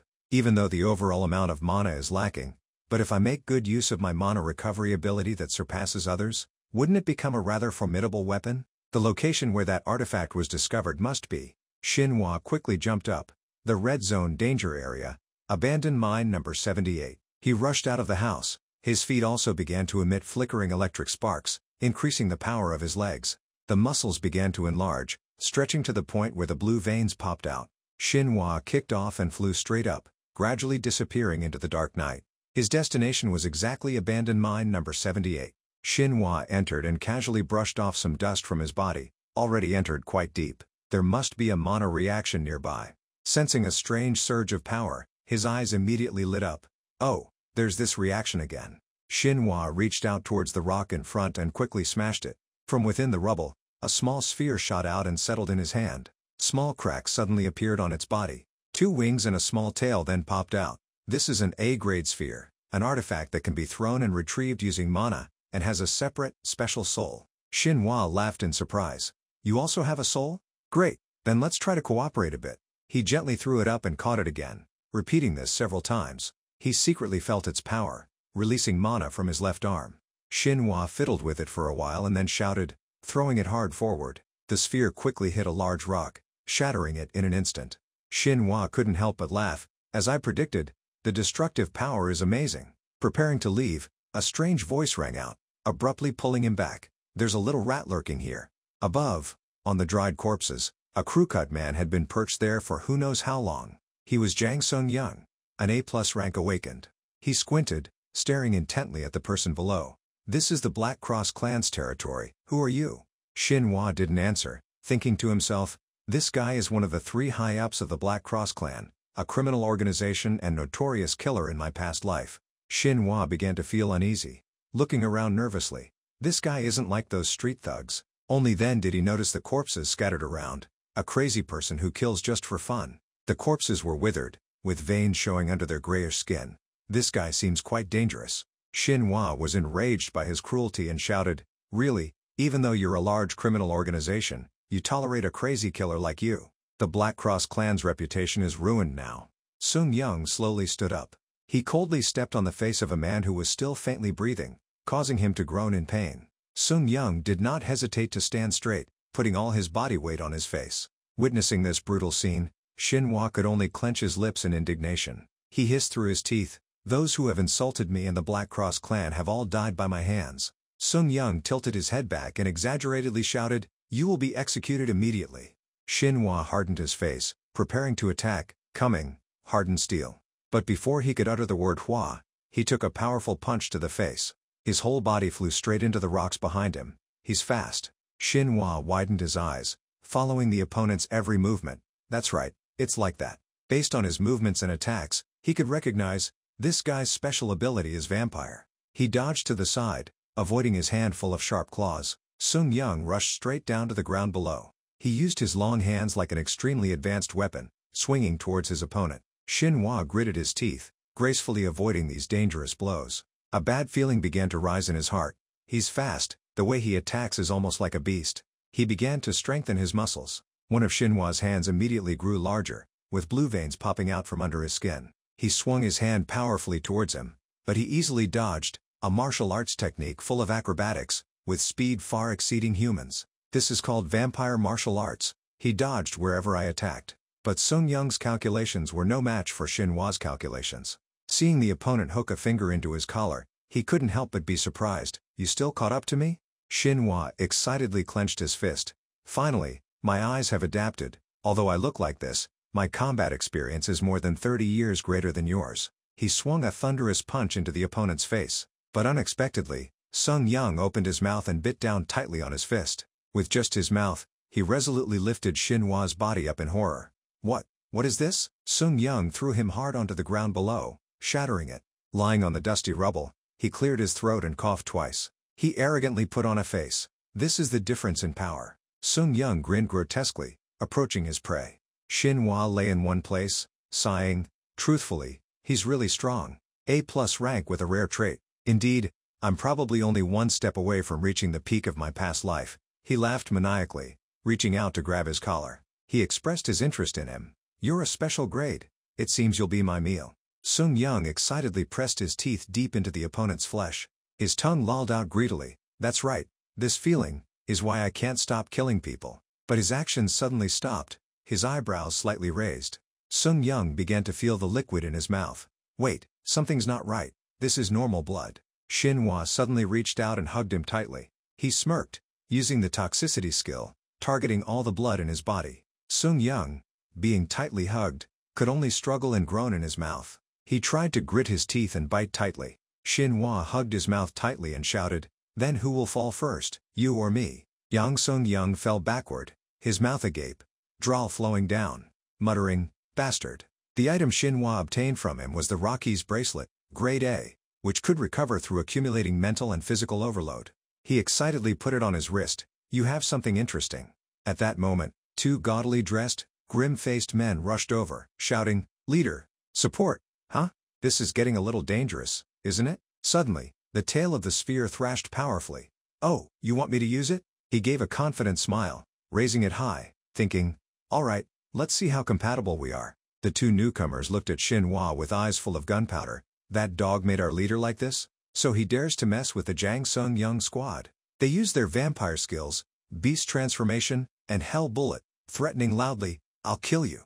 One bared his claws, grinding his teeth, while the other aimed his gun. He looked at Shinhwa standing still with the sphere in his hand, feeling a little confused. What's that guy doing? Is he really going to throw something out? He didn't hesitate and pulled the trigger. "I don't know what it is, but my blood bullet will definitely be faster." The red-skinned man opened his large mouth full of sharp fangs, growling. Seeing him preparing to bite him, Shinhwa quickly flew up to avoid it. As soon as the sphere finished charging mana, he decisively threw it at the opponent. The powerful golden sphere blocked the path of the red projectile that the other guy created. It slammed into the ground and bounced straight into his face. Then it shot at the face of the one holding the gun behind, causing both of them to fall simultaneously, and then returned to Shinhwa's hand. Looking at the small thing hovering in front of him, he couldn't hide his joy, laughing loudly. "We make a good team." The story of his clash soon reached the ears of the Black Cross clan. Kang Shinhwa, rank D? That guy made Sung Young like this? Jang Manchun, awakening rank S, scoffed and patted his chest loudly. Rank D? He must have gotten lucky. Hand him over to me, leader. I'll wipe them out along with. Before he could finish speaking, Li Changwu interrupted. Calm down. The difference in ranks isn't a joke. You also know that you can't overcome that difference with pure luck. This immediately made Manchun pause. Changwu closed his eyes and began to ponder. He analyzed, maybe he possesses a drug that can neutralize Song Yang. We can't rashly eliminate him. After a long while, the leader of the Black Cross clan, Yo Chun-ho, finally spoke. First, subdue him and take that drug. Then, finish him off completely. Xinhua, at this time, was comfortably at home, taking a clean and fragrant bath. Thanks to the improved organs, my mana recovery ability has reached its peak, allowing my mana to be completely replenished by the time I got home. He gently put down the water bottle in his hand, so the performance verification is complete. Time to plan the next step. Xinhua sat down at the table, picking up his phone. He tapped for a while and then held it to his ear. Someone quickly answered on the other end. This will be an interesting show. Hey, Yanghua Association, right? The next day, everyone gathered at the Yanghua Association headquarters for a sudden demonstration. Murmurs filled the air. Xinhua Si, I heard he planned this. Oh, the person who treated Bo Mi, right? People constantly whispered to each other. I heard his rank is D. Rank D? Hearing this, everyone began to doubt. Is there anything to look forward to? He's just showing off without anyone asking. I don't know what he's making such a big deal about. Yoon Tae-ho, the vice president of the Yanghua Association, sighed. I thought we had completed all the compensation. Aseo Yi-hee beside him chuckled. You seem envious. I'm also quite curious about a big meeting that requires the presence of the leaders. A serious expression flashed across her face. If this is just a boring exaggeration, he will lower his value in the awakened community. Xinhua must know that already. All eyes turned to the person who appeared on the stage. Let's see how interesting the story he brings will be. Bo Mi excitedly stood up. Then Xinhua Si, please tell us more about the demonstration you organized. Xinhua confidently placed a bottle of water on the table. I've come to formally introduce to the association a new item that has never appeared in the awakened community. The product I created is a mana recovery potion. Everyone simultaneously looked at him with skeptical eyes. What? Water? Bo Mi stammered in confusion. Are you kidding me? Not to mention the appearance. If it's a mana recovery potion, the Yanghua Association has been supplied with the best bottles. What she was referring to was the blue potion contained in small, exquisite glass bottles. Bo Mi said again. The kind that can recover up to 50% of the total mana immediately. Our business relationship with the mass production lines of these potions is very solid. Xinhua quickly interrupted her. 100%. What? I think there's a slight misunderstanding here. This item guarantees a 100% mana recovery level. These words surprised even Yi-hee. What? 100%? Bo Mi continued to speak. That's impossible, Xinhua Si. Science has proven that there is no material, whether natural or artificial, that has a 100% compatibility level with the human body. Xinhua clearly knew that too. Of course it's impossible. Because last night he had secretly infused a little of his essence into this bottle of water. I have to combine my extraordinary recovery ability to create it. This is something that cannot exist in this era. He took a step back and pointed to the bottle of water. Well then, why don't everyone try to verify the effects of the potion for yourselves? Bo Mi looked around, gauging everyone's attitude. Everyone then gathered in the training room. Bo Mi stepped forward and began to use a series of her skills, Mana Bloom. Then a series of beautiful flowers shot out from her hand. That was the skill Floral Formation. Finally, Culpa Flame. The entire space around her was immediately scorched. Bo Mi stood in the middle of the flame, shouting, Culpa Flame. She poured all her power into it, making it burn the strongest, constantly chanting, Culpa Flame, Culpa Flame. Xinhua and Yi-hee stood outside watching and couldn't help but admire. Wow, her chant is flashy. Yi-hee explained, Bo Mi's chants are greatly influenced by the mindset of a mage. So there is a relatively feminine aspect in her magic. After using up her magic, Bo Mi was so tired that she staggered. My mana is completely depleted. Now I'll test the mana recovery potion. Are you still alive, Bo Mi? She walked over, picked up the bottle of water and chugged it down, under everyone's curious eyes. Seeing that she remained still for a while, someone anxiously asked, How is it? Bo Mi's eyes lit up, hugging her face full of vitality and exclaiming, Oh my god, I'm so good. I don't feel tired at all. The 100% compatibility level must be real. The technician then announced loudly, Equipment measurement results match. Yi-hee and Tae-hyo couldn't hide their surprise, their mouths agape.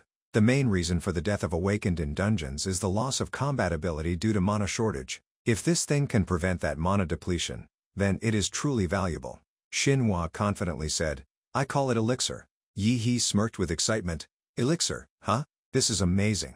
Our association must get the supply agreement for this first. Jin Sung Tae stepped forward from behind. Even from afar, I can't help but admire, Chairman. He went straight to the point without hesitation. So what price are you asking for? Surely Bo Mi has calculated the test conditions. News soon spread far and wide.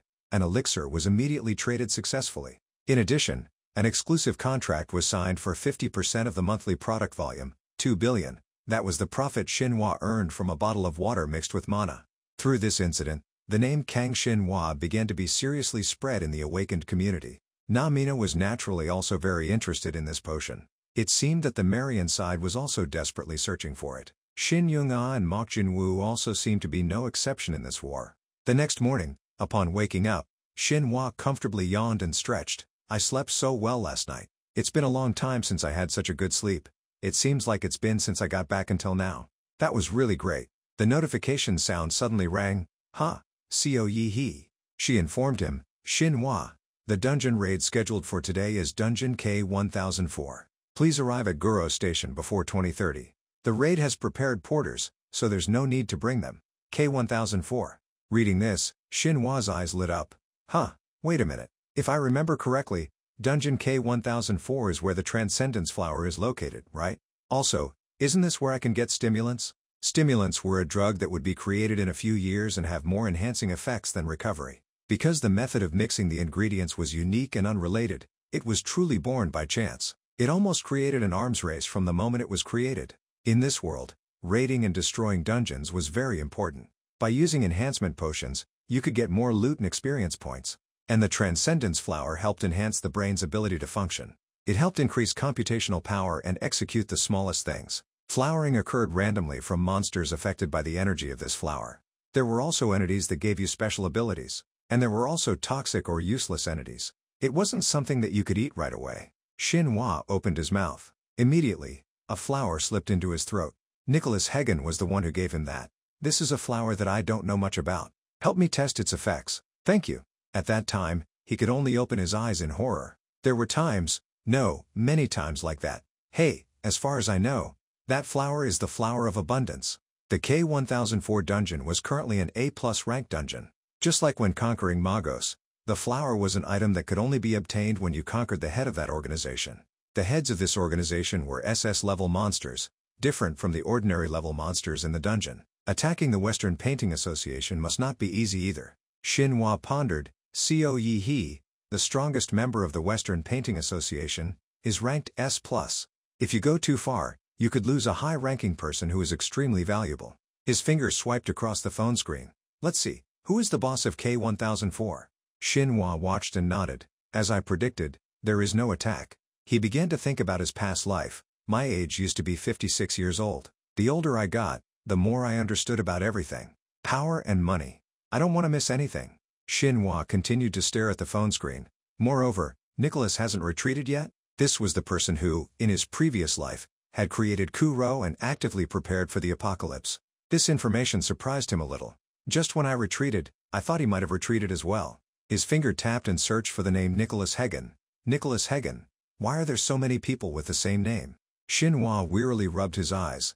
If he comes, wouldn't I be able to comfortably leave the disasters behind and retire? Oh, there's no reason to rush. He got out of bed and stretched. It's been a week since I came back. Time is a little off, huh? There are still 32 years until the real apocalypse. I believe he will appear when that day comes. His hand placed on the phone, tapping lightly. To do that, the first thing I need to have is money. Images from the past rushed back, making him feel disgusted. Nicholas, at that time, I knew I had no way to refuse and had to make a very absurd contract. What? Nicholas gave a harmless smile. It's just a contract, huh? He leaned close to Xinhua's face, threatening, are you listening to it, Kang Xinhua? Here, in the Nicholas and Kuro section. He tilted his head back and laughed. I'm about to get rich now. I'll spoil you as much as I can, Nicholas. Imagine, Kuro of Xinhua and Nicholas. He quickly went to Chiik, which looked like an abandoned train station.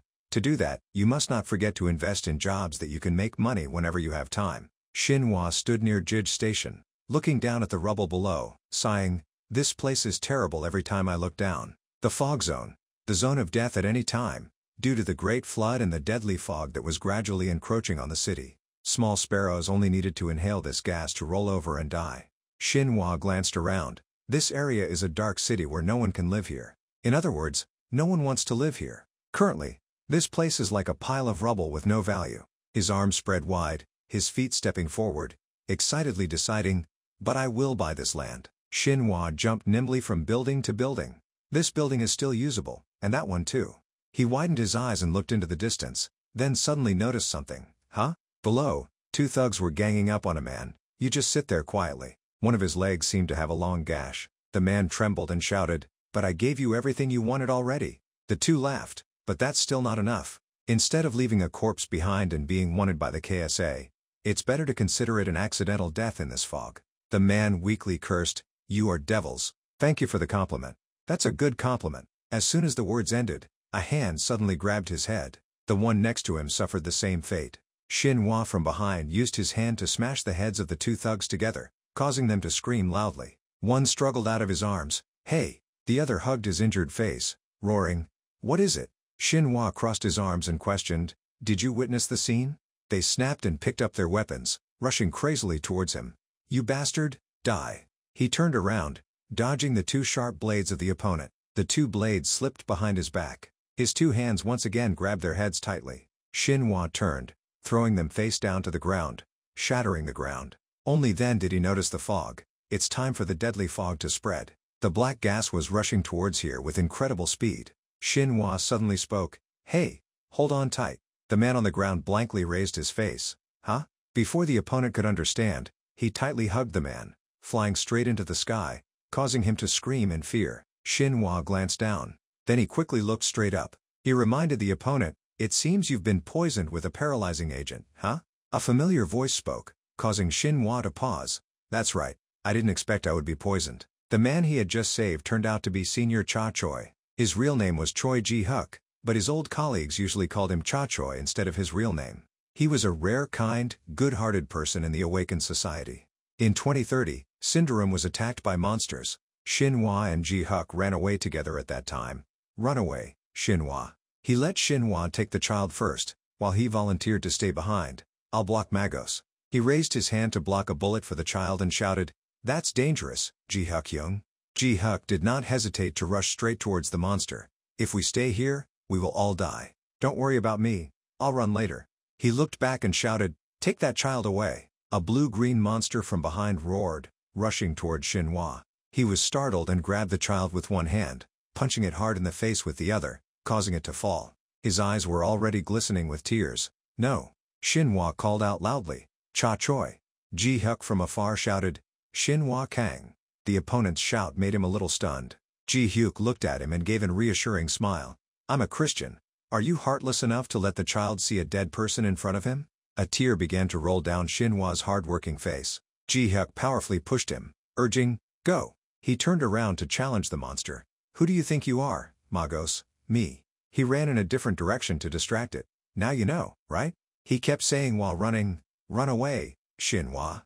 At this time, the monster Magos approached Ji-huk, using his bright eyes to delve deeply into his mind. "And remember, don't turn back to this bloody place." Xinhua smiled brightly, his eyes glistening with tears. Ji-huk's eyes widened in surprise. "Huh? The poison has entered your body?" Xinhua laughed loudly. "Ah, it's not that. Ha." He explained further. "That's right, it's a gift. If I can save loved ones and those who have the potential to avoid predetermined death." Ji-huk was still confused. Xinhua suddenly thought distantly, causing him to unconsciously stop telling the story he was halfway through with his opponent.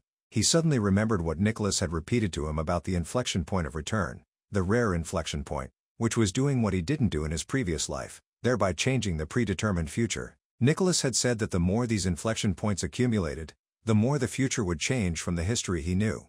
Small inflection points didn't create any influence, but large inflection points would definitely change the future.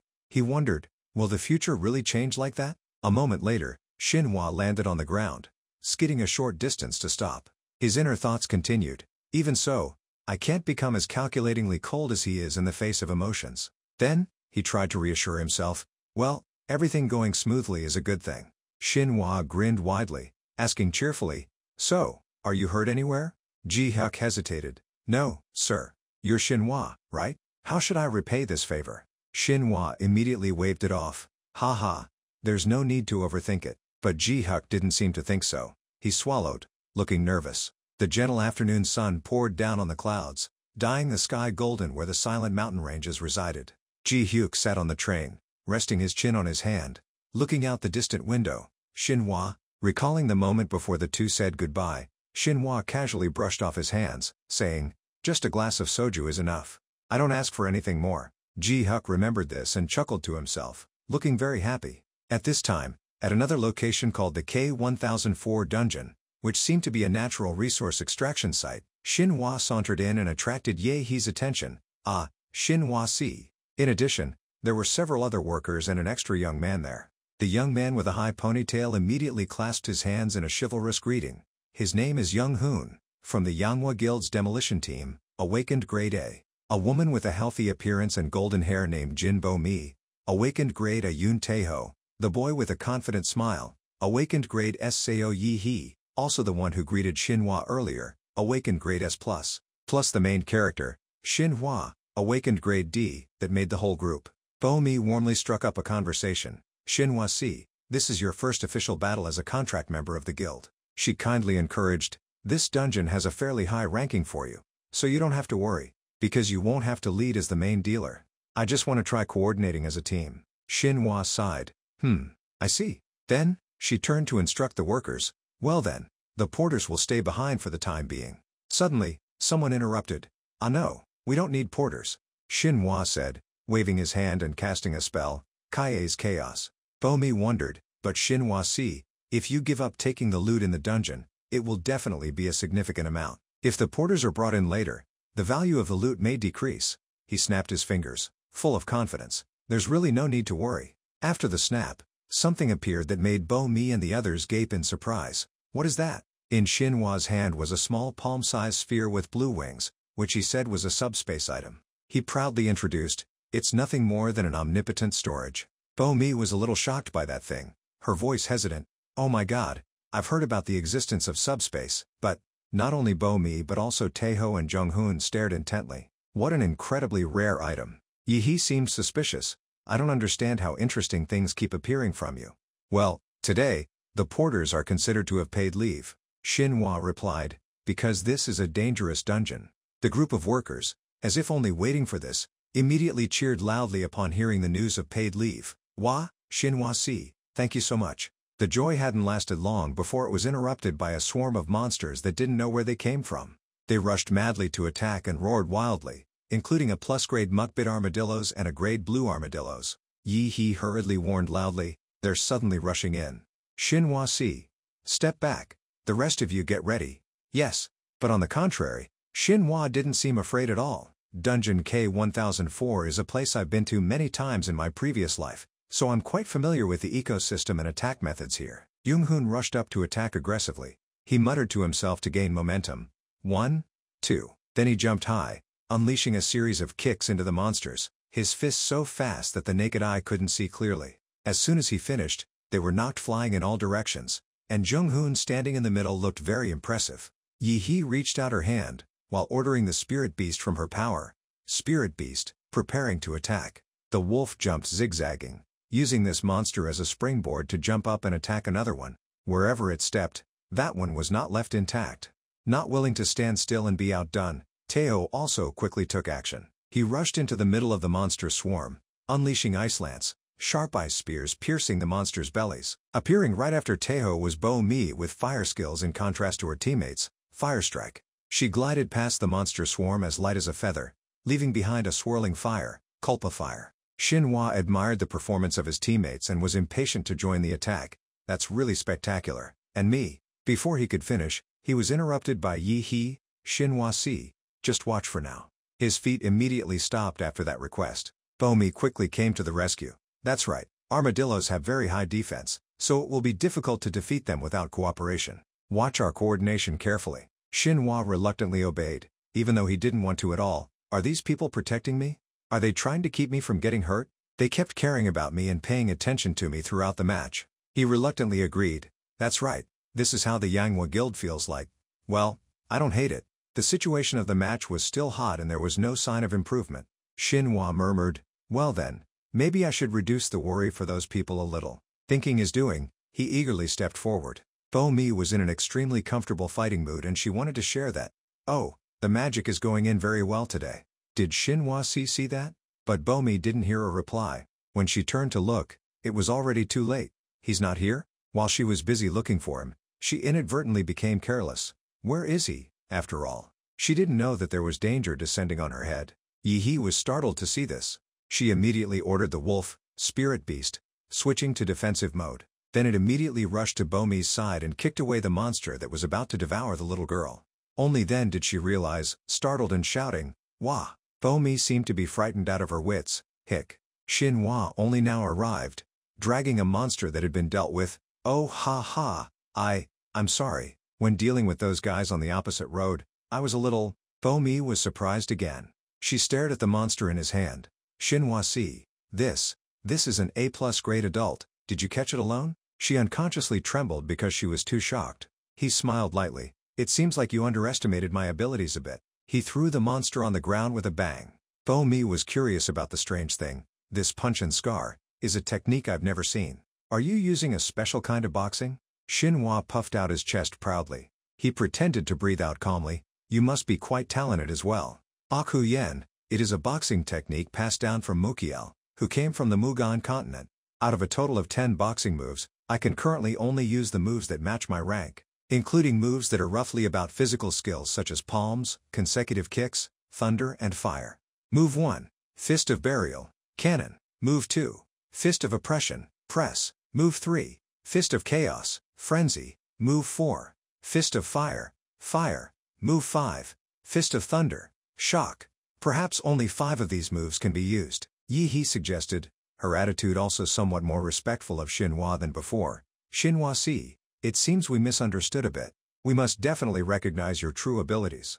Can you show us?" "It was just right that another swarm of monsters came rushing out," Shinhwa calmly replied. "Actually, I also think this is the time to do that." Then, he ran straight, charging directly into the monster swarm, shouting loudly to gain momentum. A. Just as he was about to make contact, Shinhwa jumped high. He calculated, "Mana recovery, I have to deal with many people, but I don't need to waste too much mana." He transformed one of his hands into the shape of a sword, using it as a useful weapon. Remaining mana, 80%. Shinhwa decisively swung the sword straight at the monster's weak point, his eyes burning with murderous intent, from the fragile place between the head and the shell. When one side of the sword was piercing straight into the monster's back, Shinhwa quickly transformed the remaining hand and finished it off. He called it Fa Kuyen, Move 1. The sound from the collision echoed all around. Remaining mana, 70%. The monster flew a short distance and slammed into a nearby mound of earth. But that wasn't enough to make it fall completely. The stubborn monster jumped up, madly growling and pawing at the ground. It seemed to be provoked to madness. As quick as lightning, it jumped to pounce on Shinhwa. But he dodged, of course. In the misfortune, there was luck. Shinhwa immediately saw the abdomen not covered by armor. Seizing the opportunity, he immediately attacked with Fa Kuyen, Move 3. After that, it slumped down, crying out in pain. Still not giving in, it struggled back up, full of anger. Its appearance changed slightly. It turned out to be an enhanced S-type armadillo monster. No wonder it was so long-lived. Someone also recognized this and hurriedly raised the alarm. "Hey, wait a minute, that monster is an enhanced type." Bo Mi couldn't remain calm and shouted, "No matter what, that one is dangerous." But it was difficult to make things difficult for Shinhwa.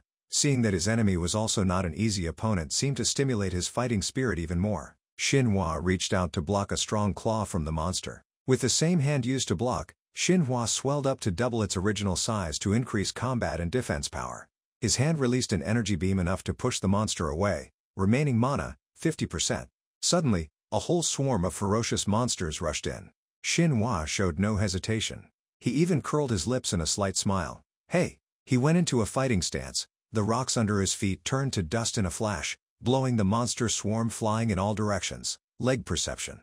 Chapter 5 of the Violent Fist. Thunder Fist erupted. Shinhwa punched hard on the ground, spreading thunder and scorching the entire monster swarm without leaving a single one. Finally, it ended with a radiant and confident expression. Remaining mana, 0%. Shinhwa proudly stepped onto the corpse of the monster, before the astonished gazes of everyone there.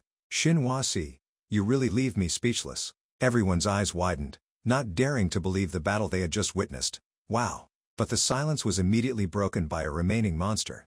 It jumped to attack Yi and Taeho. She hurriedly said, "Step forward a little more." Taeho reacted in time, creating a large block of snow to block it. He exclaimed joyfully, "Good, I see its weak point." Xinhua also quickly raised the alarm. Yoonghun Si. Yoonghun, who had been waiting for this moment to show off, roared vigorously, "Leave it to me." Xinhua raised his fist, ready. The two worked side by side to take down the monster, first fist, violent fist, shattering palm. The perfectly coordinated move created a beautiful vortex of magic, so the obstacles had been dealt with neatly. Phew, so the dungeon raid is over. Bo-mi picked up her phone to check the time and excitedly reported, "Completion time is 5 hours and 50 minutes, wow, that's half the usual time." Yi realized that the result was quite positive, she said. "It's all thanks to Xinhua Si joining us. The president will be very pleased with this record improvement, right?" Taeho also happily agreed, "We've also collected the loot, so let's go back with a relaxed spirit." Xinhua, not understanding their discussion, naively asked back, "Huh, what do you mean by the end?" He innocently pointed to the purple gate next to him. "We still have the Bazat monster boss, right? Was the spatial gate named after a baby or something?" Bo-mi had to reluctantly explain, "Ahaha, Bazat is an SS grade monster, and we don't know its characteristics yet." "Well, it's true that today's dungeon raid went very smoothly, but with our current strength, it's still impossible." Xinhua asked back, "If you knew how to make it possible, what would you do?" Instead of answering him, everyone gave him a puzzled look, causing Xinhua to be confused. "Why are you looking at me with such sharp eyes?" "Well, I know that what I'm saying sounds very fanciful. That's not what a Grade 0 awakened should say. After all, Bazat was an SS grade monster that the Manhwa Association had repeatedly failed to conquer. In his imagination, it was a monster with a burly body, 2 or 3 times taller than a normal person." Yi thought to herself, "Somehow, this man Xinhua." Yi wondered, "Is that really possible? What are your conditions?" She said, "You said that no one has defeated it, right?" He confidently said, "Then there's a chance a flower will drop. The ownership of that flower, that's my only condition." Yi rested her chin, thinking, "A flower? Huh? That's indeed a rare item that everyone wants to get back." Bo-mi, although not directly participating in the conversation, couldn't help but be curious. From the perspective of an organization, cleaning, controlling, and profiting from an attack route is more beneficial than leaving a dungeon uncleaned. Taeho chimed in, "Even though the possibility of a flower dropping in the first defeat of the boss is very high, are you really okay with just that condition?" Bo-mi quickly added, "That's right. What if it doesn't drop or has no effect? You'll have to leave empty-handed."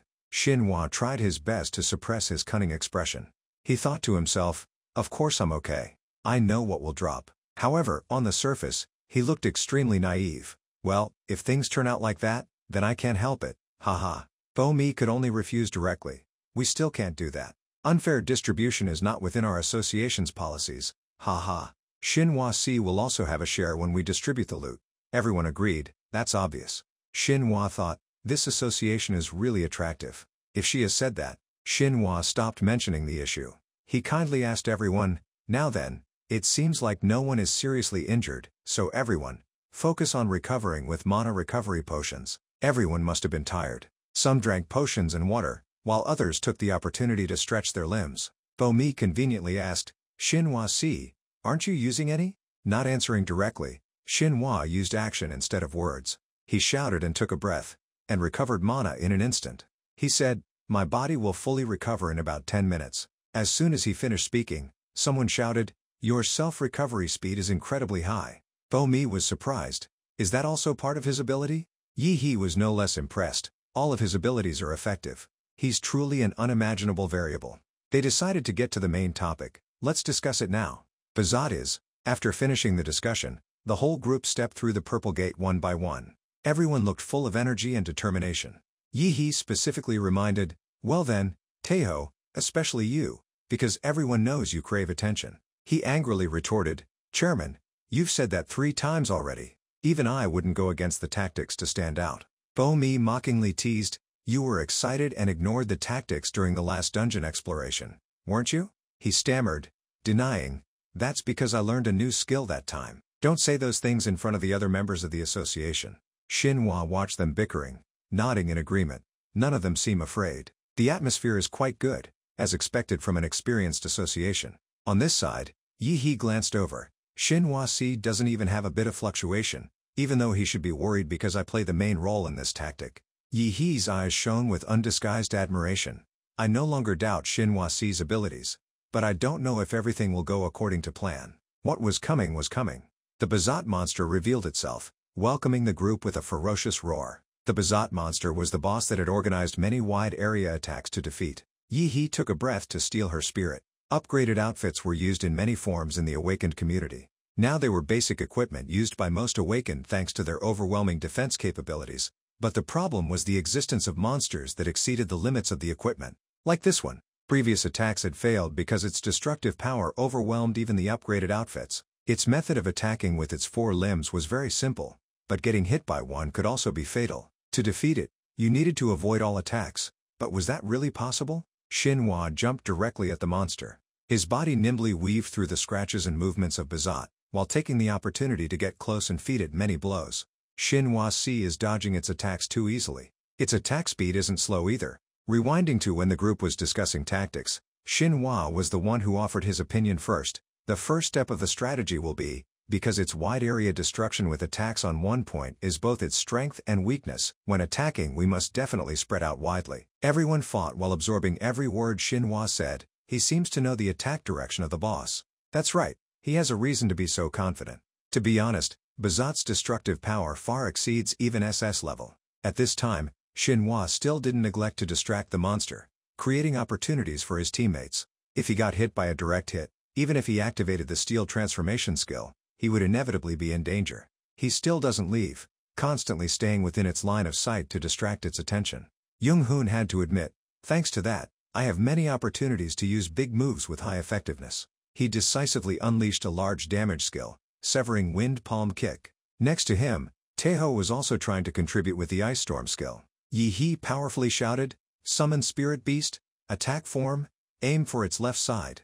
The wolf acted according to her words. She exclaimed excitedly, "Excellent." On Bomi's side, she quickly chugged down a bottle of recovery potion before continuing to fight. After drinking, she threw the empty bottle straight to the ground, with a determined face charging up. Bomi raised her hands and performed the move, Magic Formation, Chaos Formation. Around her were blazing spots of fire moving as fast as arrows.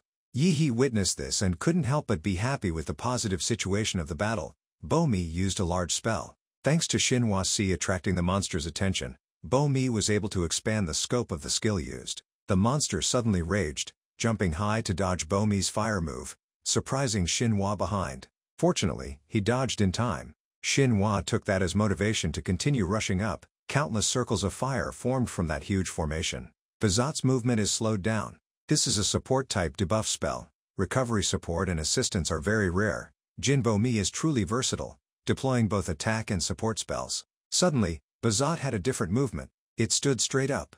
Xinhua realized its intention in time. Yi was shocked and couldn't warn in time. Oh no! It's aiming at the time when Xinhua and Bomi are standing on the same line with it. She urgently called the wolf, Spirit Beast, defense form. No, they're too far away. Young-hoon shouted in a broken voice. Bomi. Xinhua quickly thought. He strengthened his muscles to block the attack from Bazat. He deflected the attack. In just a moment, the problem was solved neatly. Xinhua smiled. Phew. Great. Xinhua, I trust you. Step 2 of the strategy was, to break its hard body. The coordination between the attacker and the assistant is very necessary. Bomi, you don't need to worry about defending. Just focus on feeding it the moves. Xinhua circulated all the qigong in his body to recover mana, silently affirming, I also trust you, Bomi. Bomi glared, determined. I'll do as you say, Xinhua, a support move that hinders movement and reduces defense. Magic Formation, Chaos Formation. Xinhua raised his fist, pointing straight at Bazat. Violent Fist, Chapter 1, Fire Fist. The monster collapsed after that move. It fell freely to the ground, shattering an entire area because it was too heavy. Purple stones shattered and fell out of the monster. Everyone stared at Xinhua's abilities. Unbelievable, he really did it. Wow, there are so many high-grade space stones. Teo quickly hugged the pile of stones in his arms, amazed by the loot. Xinhua, a flower dropped too. Bomi excitedly wondered, I wonder what kind of flower this one is. Xinhua calmly said, well then, according to the previous agreement. He nonchalantly put it in his mouth. chewing and crunching as if nothing had happened, without any precaution.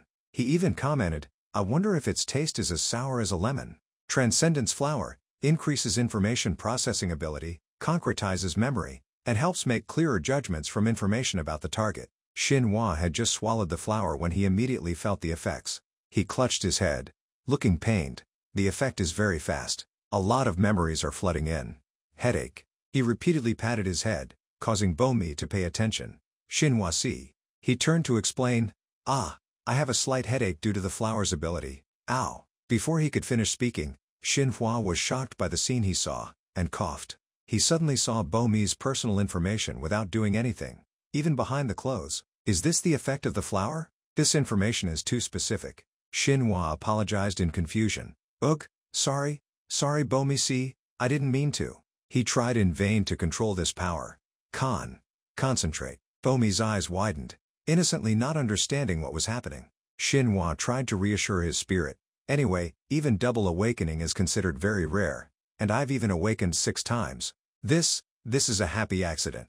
That's right, I've reached a new level of development, one step closer to retirement. Sung Tae stood with his arms crossed in the office, complaining, "Hey, I haven't heard anything about challenging the boss." His face was etched with unease. "Even though I let Seo Yi-hee strategize everything, I'm not sure if everything will go smoothly." Sung Tae kept worrying, his feet unconsciously drawing anxious circles on the carpet. They should be in the boss room by now. If the situation becomes dangerous, should I send aid immediately? The phone rang suddenly, interrupting his wandering thoughts.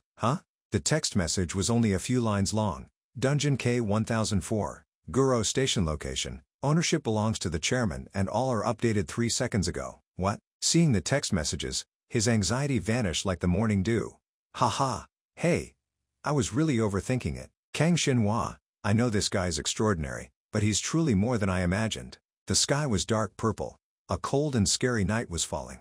The man suddenly turned around, his voice breaking the silence. "Oh, you guys finished the attack?" Xinhua cheerfully replied, "Yes, please handle the next steps." The achievements they had fought for were very strong. He looked at the person and announced, "Please take care of the cleanup for us." He said in surprise, "Wow, we don't have to move each item out of the dungeon separately anymore." He turned around, waving to the people behind, then turned to Xinhua. "High-level awakeners may not realize it, but this is the top headache for us porters."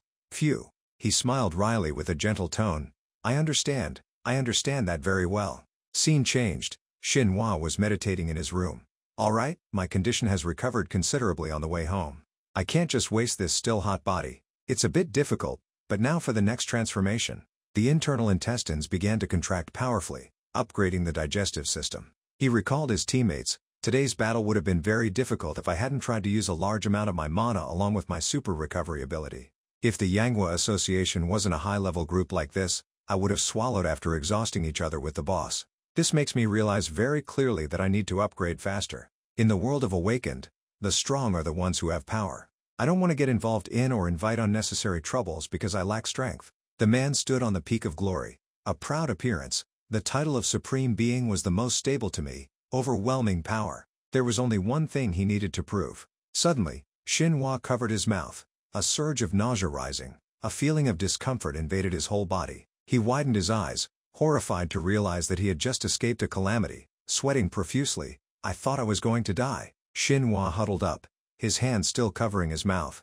The upgrade was successful, but isn't this a bit too much? Kang Xinhua grade D+ awakened. Oh, now I'm D+. He turned back and forth and then decided, if I develop one more time, I'll definitely be grade C. So now, let's check the effect of this upgrade.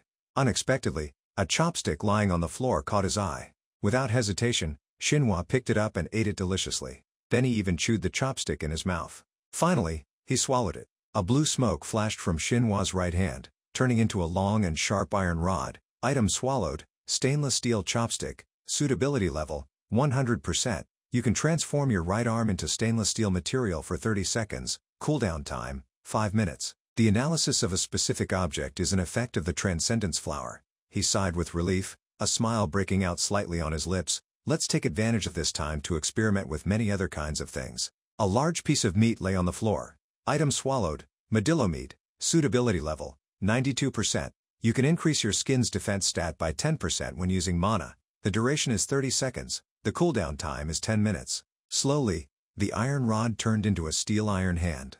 He smiled. Oh, not bad. This ability has many uses. Will my suitability level increase naturally as my awakening rank increases? Tough skin. Average ability. Modillo. He looked at his arm and touched it. The abilities absorbed by swallowing can be useful. To upgrade the rank, the amount of mana needs to increase. An image of a large pig appeared in his head. Crystal boar. Oh, that boss really exists. Shinhwa stroked his chin, realizing something. The crystal boar has a rather impressive mana storage ability. That thing looks quite flashy, but the loot isn't worth much, so it's called a mana container. But what if I directly absorb its stats through swallowing? After thinking, he picked up his phone, thinking, K9183 is a rank suitable for me to attack alone. It's a dungeon owned by the KSA, right? Shinhwa spoke to Mina in a perfunctory tone. I'm losing interest. If I do that, I might have to deal with a lot of trouble. She quickly replied, Shinhwa, why don't you join the KSA and attack the dungeon comfortably? After being called, Bomi quickly answered, Oh my god, Shinhwa si, ahem. Hearing this, he cheerfully greeted, Bomi, right? She interrupted, What do you need that you're calling so late? Shinhwa didn't beat around the bush and went straight to the point. I want to ask you for a favor. Bomi was also very willing to listen. Go ahead, he said. I want to ask you to be my representative to get a permit to attack a dungeon. She hesitated. Yeah, it's a little work. Shinhwa thought, did I do something wrong? Bomi felt curious and offered to ask, can I know the reason? He actually just said a few words, well, I don't want to create unnecessary connections with the KSA. But in reality, Shinhwa thought, it's also to freely expand my range of movement. He remembered those horrifying images in his head. Bomi would usually give an immediate answer, but this time she said she needed more time to think. Although using a pseudonym was not illegal, getting a permit under someone else's name was another matter. End of the conversation. He lay on the bed, fidgeting. The life of a resurrected person is really busy, so it won't be easy for her. The sky outside was covered by a night adorned with stars and a shimmering moon. I've consumed a large amount of mana today. I may have also experienced a lot of things. Now, let's go to sleep to start tomorrow with excitement. Shinhwa was still lying on the bed, but the atmosphere was eerily silent, as if foreshadowing something. Sang-yun hung himself upside down and gave a grotesque smile. Target acquired. He slowly slid down using the rope with a sharp iron scythe. Suddenly, Sang-yun noticed something. In front of him was a dark shadow standing behind the house's curtain. Oh, this guy is still awake? Did he accidentally notice? A rookie like him has good intuition. Sang-yun quickly assessed. Behind the curtain, too obvious. I can feel it. I can feel everything. Too amateur. Dare to think about a surprise attack? Then, he jumped onto the balcony lightly. Well, there was effort, but with my level, I can even feel it through many walls. Energy pulse emanating from the target. Hee. Sang-yun held the scythe and gently lifted the curtain, his tone teasing. Ahem, little target. Oh, where are you? Are you sleeping well? Next, Sang-yun quickly took action. I know you were going to surprise attack. Ha, a trick that's too predictable. But then he had to pause for a few seconds. Huh?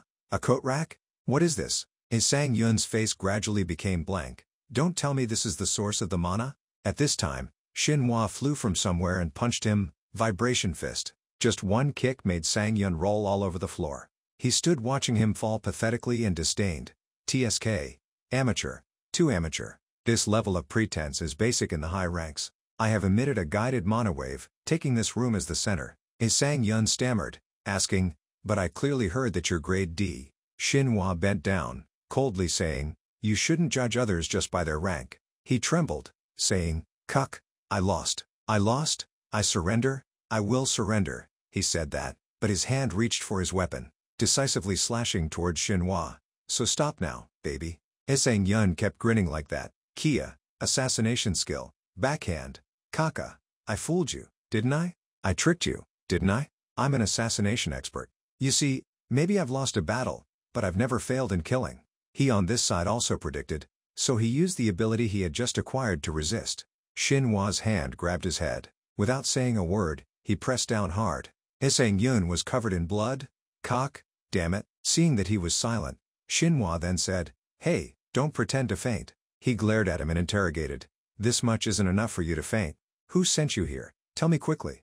Shinhwa already had a name in mind. Is it Yo Chun-ho? Based on his expression, he concluded, I see, just as I thought. The large man with the stern face appeared in his head. Yo Chun-ho, the leader of the Black Cross Gang, a guy famous with a 500 billion bounty. Among the awakened bounties from the KSA, he is in the top 3 with the highest bounty. Xinhua looked at him and then guessed, "You don't look like you belong to the Black Cross Gang. You probably just took a request, right?" Hearing this, Sang Yun could only smile awkwardly. That attitude made him even more furious, threatening. "Now you're not arrogant anymore, huh? Want to eat another punch? Violent fist?" He finally opened his mouth. "Wait a minute. Say something before attacking. Wait, don't make it the finishing move." The moon was rising higher and higher, illuminating the sky. High, dark forest, an underground information network built. The 3 men in turn were the 5-Star Society, the Triad Society, and the Black Society are the 3 societies Xinhua was thinking of at this moment. This network was created mainly to serve the 3 major criminal groups. He looked at Sang Yun with a judgmental eye and ordered, "Contact Yo Chun-ho and ask if you have subdued him." Hearing those words, Xinhua quickly shouted, scolding him. "Subdued? My ass. Yo Chun-ho, right? Don't tremble and hide behind the dark forest. Be a man, you bastard. Is that all your Black Cross Gang is?" Being scolded like that, Chun-ho still tried to restrain himself. He didn't say much but directly asked, "Kang Xinhua, give me that drug. If you give us the antidote to help Sung recover, I swear on my name that I won't touch you." In return, Xinhua answered him with a mocking attitude. "You're really dedicated to that crazy guy, huh? Alright, 1,000,000,001 for 1 bottle, okay?" Being provoked, he frowned, threatening. "That's ridiculous. If you're an awakened, you should know who I am." Taking advantage of the situation, he taunted him, "You think I'll be scared if I know your identity? The guy who only knows how to show power in the most despicable ways? Huh?" He glared and agitated him further. "That's Jang Sung-young, the person you care about so much. Why don't you spend some money? I'm starting to wonder about the abilities of a chairman like you." Well, even though I'm provoking him like this, he's not the type of person who will rashly reveal himself. Although a bit mocking, Xinhua was also quite wary of this guy. That's the cold-blooded leader of the Black Cross Gang, Yo Chun-ho. One day, me and him will face off. Let's get there and then think about it. Suddenly, he called his name, Kang Xinhua. The last straw, he couldn't bear it anymore and angrily yelled, "You think you'll be safe after starting a war with the Black Cross Gang?" Having provoked him was satisfying. Xinhua smirked. "That's right. Anything else? I'm hanging up."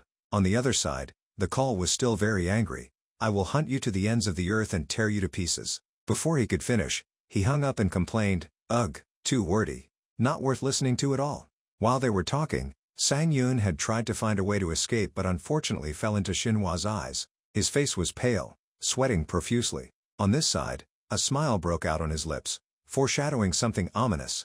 Bo Mi held her phone, frantically calling out his name, Xinhua Si. From the other side of the screen, his ears were almost blown out by her extremely loud voice. "Are you okay? I just heard the news.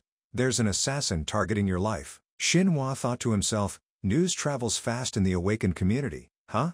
Bo Mi was immersed in confusion, worriedly asking, how are you? "When I heard the news, I was very worried that something had happened to you." He awkwardly reassured her. Okay, calm down. Do you know that your voice now sounds a lot like a crying hamster? It's a small matter. I'm fine." Bo Mi sighed in relief and then grumbled, "A person at your level needs a safer house. You can't keep facing such dangerous characters empty-handed."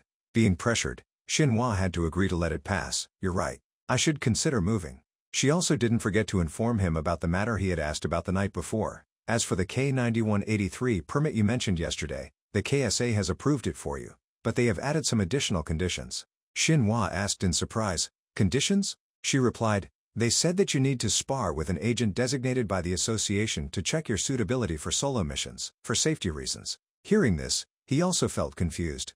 A sparring match? What kind of unusually complicated procedure is that? Did they recognize that the applicant is me? While immersed in thought, Bo Mi blurted out, "I'm sorry, Xinhua Si," catching him off guard. After the conversation, Xinhua stretched, feeling much lighter. He also didn't forget to mock that association.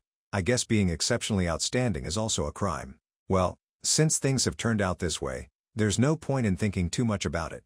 Suddenly, he remembered someone, Nicholas Hagen, someone who was also resurrected like him. If it was that smart and calculating guy, would he have skillfully avoided unnecessarily revealing his abilities? He often mentioned things like the butterfly effect and inflection points. Suddenly, Xinhua's phone rang. "The KSA. Huh?" A picture appeared on the phone screen. He exclaimed, "That was fast." At Sinkin Station, near a high-rise building, the whole street was full of Hong Yun Association flags. The red flags and wolf symbols fluttered in the wind. Our Hongyun Association has the best treatment, not only in Korea, but all over the world. The pride of Korea. The dream of the awakeners. Come and fulfill your dream at the Hongyun Association. Shinhwa and Senior Ji-hyuk were also present here. He exclaimed, "How flashy." He explained, "Since the influence of the Hongyun Association has increased, this is a common sight in the station area. Now everyone calls this place Hongyun Station." Shinhwa thought to himself, "In my previous life, I only followed Nicholas from battlefield to battlefield, so to be honest, I'm also a little curious." Suddenly, Ji-hyuk displayed strange behavior, attracting his attention. Being discovered, he said, "Ah, I'm sorry, I suddenly got dizzy from the sunlight. Let's go in quickly." Shinhwa realized that it was just a lie. "I know the real reason." Sun Young, he was one of the 3 executives of the Black Cross clan. He thought to himself. Choi Ji-hyuk possessed a unique physique found in vampires, which must have caused a great psychological impact on a priest like him. Shinhwa laughed loudly and said, "Huh, thank you for that day? Aha, you don't need to be so polite. Of course, I also don't like unnecessary politeness, Mr. Priest. You like soju, right?" They smiled happily and poured wine for each other. They clinked glasses and talked about happy things. He thought, well, being by his side like this is probably a joy of being resurrected. After Ji-hyuk finished a glass, he brought up the topic, "But, I've heard a lot of rumors about you, Shinhwa." He replied jokingly, "The internet is very noisy because of them, right?" He continued, "Really? Haha, what kind of articles have you seen?" He happily listened to Ji-hyuk's questions. "I heard you joined the Manhwa Association." Shinhwa drank another glass. A new question was raised again. "There are also some rumors about an item called elixir, perhaps this is also." He put down the wine glass, looked at him, and said, "This information is still confidential." "But," Ji-hyuk interrupted, "so they're all true?" He said to Shinhwa in confusion, "If they are officially announced, everyone will be very excited." Ji-hyuk smiled and said his wish, "I started at grade E, and recently got to grade E+. I want to upgrade quickly and achieve as many great things as you, Shinhwa. But that's not easy." Hearing this, he also continued, "Ha ha, I'm only at grade D+ myself." He asked in surprise, "What? Grade D+? And you've already done so many great things?" Ji-hyuk became even more surprised when Shinhwa said, "I found that rank isn't always an absolute measure." Around the restaurant, there were young men also sitting, talking and laughing like the 2 of them. He noticed that they were all wearing red shirts. Shinhwa asked his senior, "There are many Hongyun members here, huh?" Ji-hyuk poured a glass into his mouth and said, "I heard that all the recent buildings are owned by the Hongyun Association. The scale is very terrible. I've also heard that Hongyun members enjoy all kinds of services." After drinking, he confided, "I'm a little ashamed to admit this, but I'm indeed a little jealous. I wish I could also join an association, haha." But then Ji-hyuk looked at him in surprise. Shinhwa smiled and mysteriously asked, "So you currently have no association affiliations, right?" He remembered his previous life, thinking, "In my previous life, me and Priest Choi cooperated very well. Our abilities complemented and supported each other very well. If he hadn't died early, we could have done greater things together. Therefore, I know very well how to make the most of his abilities." Wolf cards were placed randomly on the table. "Sorry, Mr. Nicholas, but I need to have a more comfortable retirement than the 9 paths of fame." Shinhwa picked up a blue card. "I think it would be good to build a force of my own early on." He quickly opened up to Ji-hyuk, I have a proposal for you." As soon as he finished speaking, a young man bumped into him. The touch was strong enough to make the wine Shinhwa just drank spill. He turned around, embarrassedly saying, "Oh my god, I'm sorry." Not only did that guy not apologize, but he was still arrogant. "Hey, you think an apology is enough?" Shinhwa was surprised. "What?" He even arrogantly shouted, "You spilled soju on my shoes, you bastard." Even though there was only a small drop of soju on his shoes, if he didn't emphasize it, probably no one would know. He felt confused after hearing those nonsense words. Someone forcefully slapped his hand on the table. 2 other people came to grab Shinhwa's collar and shouted, "You bastard, you're triggering my brother's social anxiety. Do you want to die, you bastard? Huh?" Near his wrist was a wolf tattoo. Ji-hyuk turned pale as soon as he saw it. Hongyun Association. The surrounding guests began to discuss noisily. A girl asked, "These people, aren't they local guards?" The guy replied, "Guards, my ass. They're just thugs who specialize in causing trouble and that's it." But suddenly, he fell silent and signaled to the girl, "Shh, don't look over there. I heard they're brutal even with ordinary people." He looked at Shinhwa, disdainfully saying, "Hey, you punk, don't you think you should kneel down and kowtow to apologize to me?" Ji-hyuk was flustered, quickly saying, Haha, I'm sorry, please calm down. Hey Xinhua. These people belong to the Hongyun Association. Don't provoke them, just apologize first. He sighed and said in a harsh voice, Hey, these bratty kids. Hearing him say that, Ji-Huk cried silently and said, Ji-Huk ah. Angrily, they rushed to attack Xinhua. You dog, take the hit slowly, son. Everything happened too fast, so no one could see what happened. But in the end, he was the one who acted on them. All three were thrown out of the restaurant by Xinhua and lay rolling on the ground. He looked at the shattered glasses in front of him and calmly asked, Mr. Priest, can you help me check the amount needed to pay for the property damage? Ji-Huk stared at Xinhua, speechless. Huh? He went to where they were. Now then, where were we, guys? He rubbed his head in confusion, smiling awkwardly and saying, Yes, I slipped, did I? Maybe I made a mistake different than usual. But immediately afterwards, he changed his face and attacked Xinhua again. Die. He continued to feed them full of beatings. Having no other choice, he took out a knife from his person and threatened, You, dog, you made me have to use this. You will definitely return to the dust. Two people ran out to see. One person spoke, What's going on? Why are you using a knife to fight? The other person immediately recognized, Hey, isn't that the person who appeared in the news? Then he quickly rushed to Xinhua. He then used his ability, Steel Enhancement. Suddenly, a hand touched his hand. The man said, You're Kang Xinhua, right? That man was the chairman of the Hongyun Association. He thought to himself, Mok Jin-woo, huh? He just looked and called out, Chairman. He raised his face, looking intently at Xinhua. Kang Xinhua looked ahead in surprise. The Hongyun Association member anxiously thought to himself, Mok Jin-woo-sama. Mok Jin-woo said coldly, This atmosphere is too chaotic, huh? I've also been wanting to meet you, Kang Xinhua. I didn't expect to meet you by chance like this. I'm very honored. Kang Xinhua spoke up, asking, But what's the reason you wanted to meet me? He laughed loudly, replying, I just wanted to maintain a friendly relationship between Kang Xinhua here and the Hongyun Association. Can you spare some time to chat with me at the Hongyun Association? He angrily refused. No. Because your subordinates ruined my enjoyable drinking session. It would be better if that guy gave me an apology and then I could go back to the restaurant, right? He thought to himself, Could you please not bother me? At this time, the Hongyun Association member went close to Mok Jin-woo and said, Sir, this guy is looking down on our Hongyun Association. Mok Jin-woo looked at him, his face expressionless, and asked, You, who are you?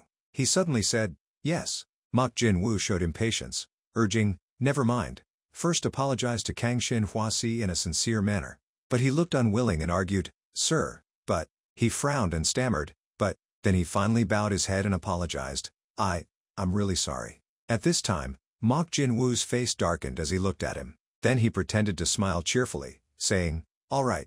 It's fine after apologizing. Kang Xinhua looked at his artificiality and silently commented, His appearance exudes a sense of extreme kindness, but that's just a perfect outer shell that he shows to everyone. Looking at his dangerous eyes, Kang Xinhua continued his train of thought, a psychopath or someone with antisocial personality disorder. Only in a space separate from the outside world would he reveal his true nature. Mok Jin-woo touched his head, sighed, and then handed out a ticket, causing so much trouble. I'm really sorry. I hope that in the future I will have the opportunity to apologize to you. Kang Xinhua thought to himself, this ticket is like a priority ticket to meet Mok Jin-woo, so people call it a golden ticket instead of a business card.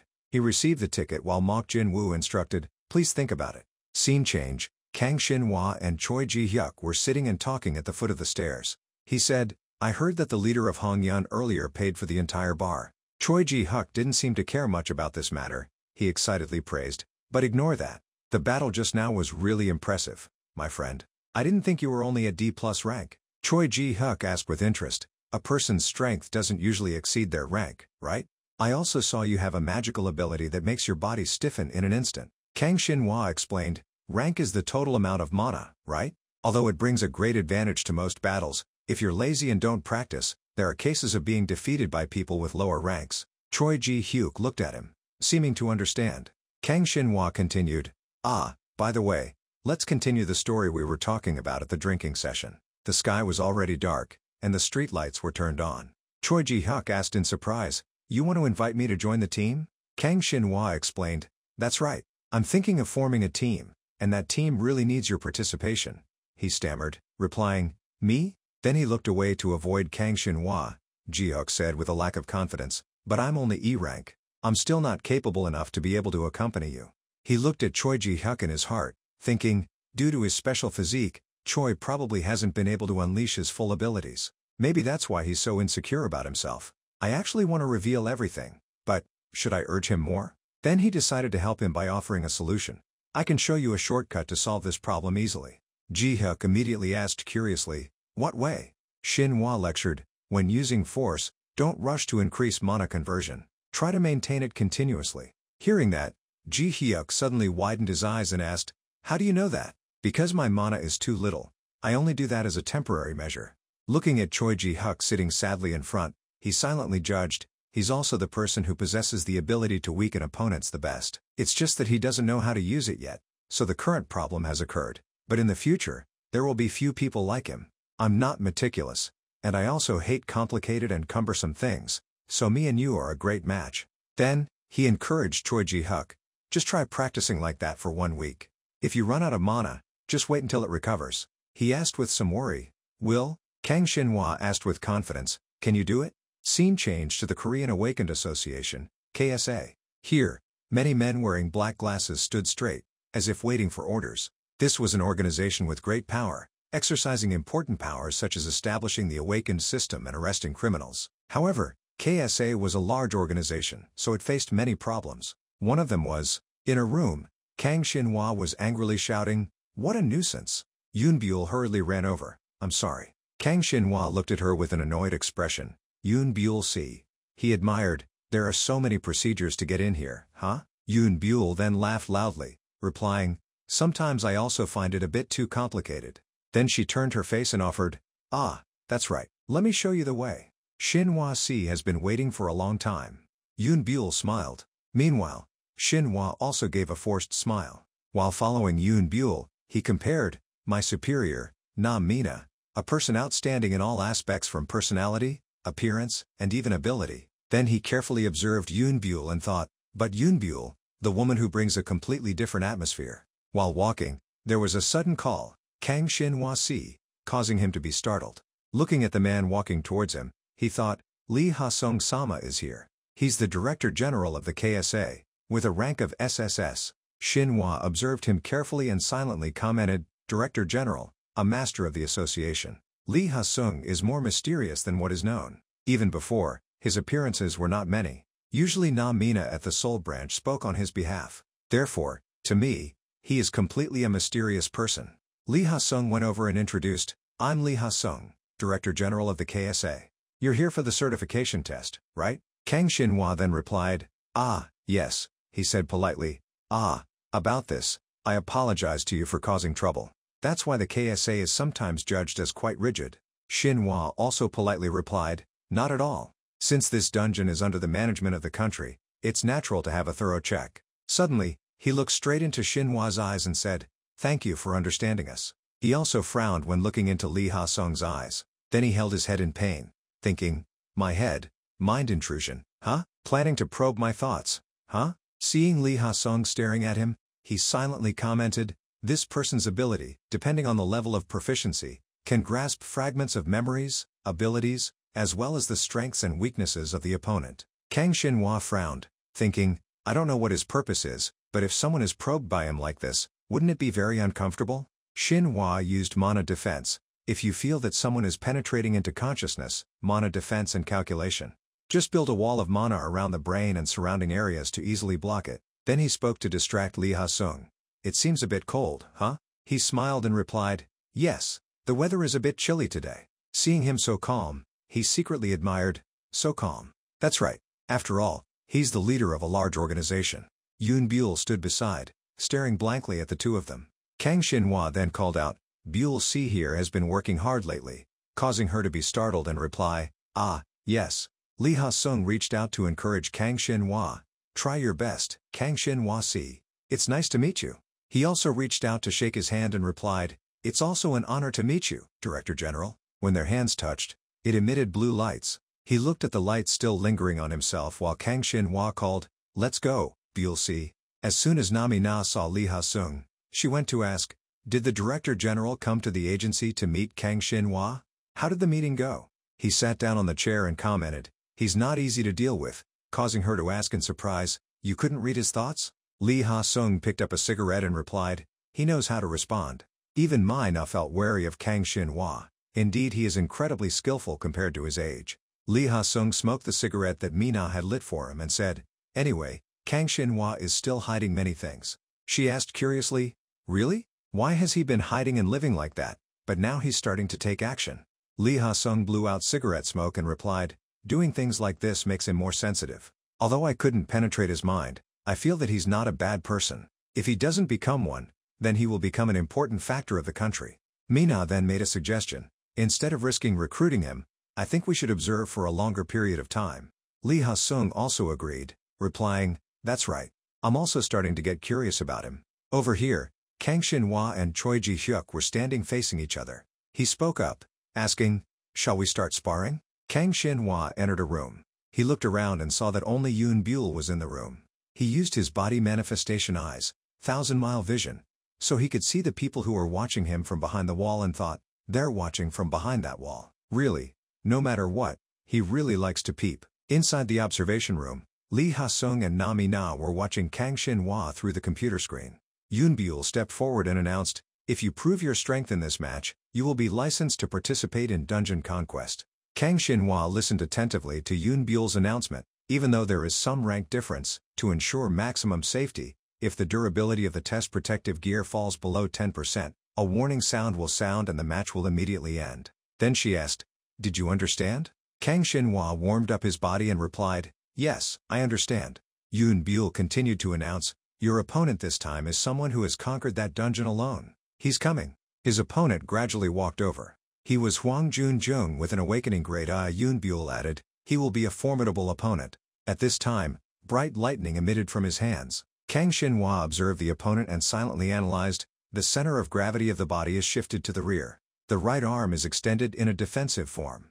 Considering the figure and posture, it seems that this is a type of awakened person who fights from a distance, a typical type. He imagined when Hwang Jun-jung attacked him and thought, people like this, once they miss the distance, will be attacked non-stop. Kang Shin-hwa got into a ready posture and determined, this will be a battle to see who escapes better and who chases better. Yoon Buell blew the whistle and raised her hand to signal, "Prepare." Kang Shin-hwa immediately turned around. He smiled smugly. As expected, immediately performs the dodge. Is he jumping to the left rear? Perhaps I will be different from the opponents you have fought before. Yoon Buell blew the whistle to announce, "Start." Kang Shin-hwa raised his toes, then stepped hard on the ground to gain momentum.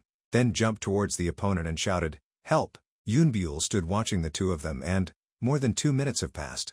Honestly, many other members thought that this match would end in 20 seconds with a killing blow from Kang Shin-hwa, but he has not only avoided it but also counterattacked. Hwang Jun-jung continuously created lightning bolts to attack Kang Shin-hwa. He also started to get impatient at this time, scolding himself, "Damn it, it's been more than 2 minutes and I still haven't defeated this guy. Why? I was very confident in my own movement techniques." Suddenly Kang Shin-hwa rushed over to punch Hwang Jun-jung in the face but missed. He's silently determined, continue moving, but it's as if he has already predicted it and followed. He worriedly thought, "Damn it, if this goes on, there will be no end." Seeing Hwang Jun-jung seeming to lose control, Yoon Buell wondered, has Agent Hwang stopped restraining himself? He used all his strength to raise his hands high, creating 2 large lightning currents. Yoon Buell also felt surprised when Hwang Jun-hyung used this move. Is he planning to end the match with a strong skill? The casting speed is too fast. He shouted loudly and unleashed the attack towards Kang Shin-hwa. Yoon Buell looked surprised. He dodged it? He even dodged that? So boring. Seeing Kang Shin-hwa dodge his attack, Hwang Jun-hyung admired, "Very good, right there. That's the retreat I calculated in advance. Once you're in the air, you can't change your posture. The move just now was just a feint." He observed Kang Shin-hwa who was high above and continued his train of thought, "What I'm really aiming for is," but the advantage remained unchanged. As he was thinking, suddenly he used the move, Wind Blade, surprising him. Then he frantically scolded, "Damn it, what's going on?" He was constantly panicking in his heart, "Oh my god, why isn't the magic activating?" Inside the observation room, both Lee Ha-sung and Na were surprised. Na spoke up, asking, "Chief, was Agent Hwang injured in the attack just now?" Hwang Jun-jung bluntly replied, "No. He just used something like a sphere to hit the outer shell of the protective armor, and..." Na, hearing this, urgently asked, "And then what?" He continued, He aimed accurately at the magic circuit. Wang Junjung explained, "The flow of magic is cut off, causing it to react in reverse." Nami Na's face began to worry, asking, "It's just a coincidence, right?" He then replied, "No, it was intentional. If he really wanted to finish me off, he would have aimed straight at the weak point." Then Lia Sung thought to himself, "Magic vein, the flow of magic circulating in the body, like a blood vessel, accurately aiming at this point to block magic immediately." He observed Kang Xinhua's every move and judged, even if it's just for a moment, but for a mage, that could be a fatal blow. As expected, his combat experience is not simple. Through the computer screen, he could see Huang Junhyung enduring consecutive kicks from Kang Xinhua. He coughed painfully. A voice rang out. "It seems that Agent Huang has completely collapsed." The alarm sounded along with a voice announcement. "The match is over. The winner is Kang Xinhua." Huang Junhyung was also kneeling down at this time after enduring consecutive kicks. Kang Xinhua sighed with relief after the announcement. Looking at Wang Junjung being defeated by him, he thought, "This is the price to pay for those who only know how to diligently hone their skills without looking further. If you can't analyze the incompatibility with the opponent and find a way to resolve it, then all efforts are in vain." Anyway, this experience will also be a valuable lesson for him. Yoon Buell went over to hand him the praise and said, "You worked hard." He asked, "Is that it? What about the permit?" Then he admired in his heart, "Oh my God, so tired, so hot." Yoon Buell also politely replied, "It will probably be processed soon." Then she glanced at Huang Junsheng, who was sitting slumped on the ground as the protection staff came over. Huang Junjung was supported by the protection staff as he went out.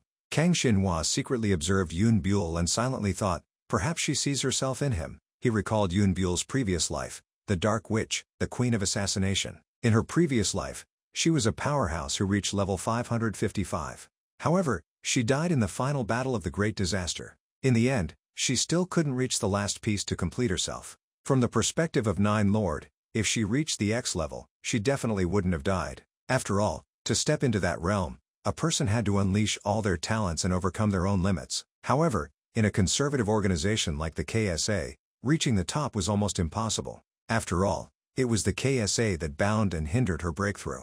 Returning to reality, Yoon Buell called, "Let's go now, Xinhua." Returning to the room, Kang Xinhua took off his armor. He put on his jacket, then followed Yoon Buell. He asked idly, "The KSA, isn't it different from what you imagined, BL?" She turned back in surprise and asked, "What are you trying to say?" Kang Xinhua honestly replied, "What do I say? Your eyes are full of responsibility and attachment, but I don't see the joy of an awakened." Then he quickly explained, "It's just a personal opinion, but I think the KSA is too small for you to reach far." "Really?" Yoon Buell looked flustered and said, "Okay, let's just pretend I didn't hear anything." Kang Xinhua winked and smiled, replying, "Whatever you say," then smiled brightly. Seeing that he had turned to leave, Yoon Buell bravely said, "It was nice to meet you." "Not exactly." Xinhua thought, "Today I will create an item called Stimulus. The effect of the drug is quite good. It temporarily enhances combat power by 1.5 to 2.5 times without any side effects. It's also an item that helps stabilize the mind and awaken the body." The ingredients to make it were all available on the table. The ingredients were as follows: Katra Docho in powder form, dough powder of the skeleton monster, body fluid of the mother, an unimaginable combination, that is a plant treated like a Pusan monster and a completely different poisonous grass. He breathed a sigh. Even in my previous life, it appeared in the world 8 years later than this time. He compared it to a gas, elixir song that recovers 100% magical power. Stimulus helps enhance combat power by more than one level. He poured a little liquid into the mortar. The possibility of fraud is almost a doping technique in the world of desperate stimulants with only a probability of 1% and 2%. These items will cause terrible waves. Xinhua squinted his eyes to take a look. Then he raised the test tube to eye level to examine it. Good. The purity is moderate. Xinhua was stirring while tiredly opening his mouth to yawn. "Good morning." His face was dreamy, thinking back. He intently stirred the bubbling pot. 2020 was the year of many incidents and accidents. We have returned to this truly strange time. The memories are clearer now. I drank Joel's birthday celebration. His eyes were contemplative, like a large-scale full-scale war between the United States and the Association of European Leaders. There was also an extraterrestrial parasitic event that occurred at Mana Force, a company that was mass-produced in China. The large-scale civil war between guilds ranked 1, 2, and 3 in Korea was also a big problem. The extremely large explosion occurred throughout Russia, abbreviated as the Russian Great Disaster. The 4 events were the deaths of the promising leaders in each country. Nicholas, he said it. He sighed heavily. He appeared from somewhere, giving a proud smile. There, as a regression and a genius awakening, I had already guessed that those with X-rank qualities, even if they were afflicted with E-rank fever, so many talents died meaninglessly because of those events in 2020, causing a very large disruption in the preparation for the great disaster. Then he frowned and questioned, "Do you understand this sense of loss?" He could only smile tiredly. Okay. Thanks to that, my retirement has been delayed for a while longer." I said he was the most talented. He admitted, "Kang Xinhua, actually you are an indispensable member of Nine Road. Originally, there were many talents who would be saved in 2020. He hit a monster that had just flown over. Ah, so that's what it was." He continued to smile, snapping his fingers, "But in 2020, we lost so much. Moreover, why did I have to go back there?" He dragged the monster and turned back wearily. "Are you still talking about that regression or something?" Nicholas proudly said, "This kid, just think of it as luck. You died in front of me and I was recruited, the 35th person among them." Xinhua was at a loss for words. "Seriously, I thought I would receive some kind of award." He angrily reached out and stirred faster. This spoiled kid. Suddenly he stopped and asked, "Wait a minute, so, in the end, if I can solve everything, then wouldn't I not have to stand out to participate in the disaster war?" He agreed, "That's right." Then, at this time, the liquid in the pot had changed to purple, billowing smoke. He excitedly said, "Oh." Xinhua seemed quite satisfied. "I made it directly for the first time. This color, it's perfect." He let the pot continue to boil and turned to do other work. About 2 hours before the clear liquid rises. Just 2 hours is enough to order an enhanced vest for old man Huang. He walked out of the house, closed the door. The time required is only a few minutes. He slightly raised his toes, then gained momentum and launched himself high into the sky. In another place, in a dark room with many wires, a bottle of wine lay rolling on the table. Huang Sok Chul, drunk, kept pouring wine. "Oh, the wine is gone. Without this, I can't start working." Suddenly, he looked up and noticed something. "Huh?" At this time, a girl walked in.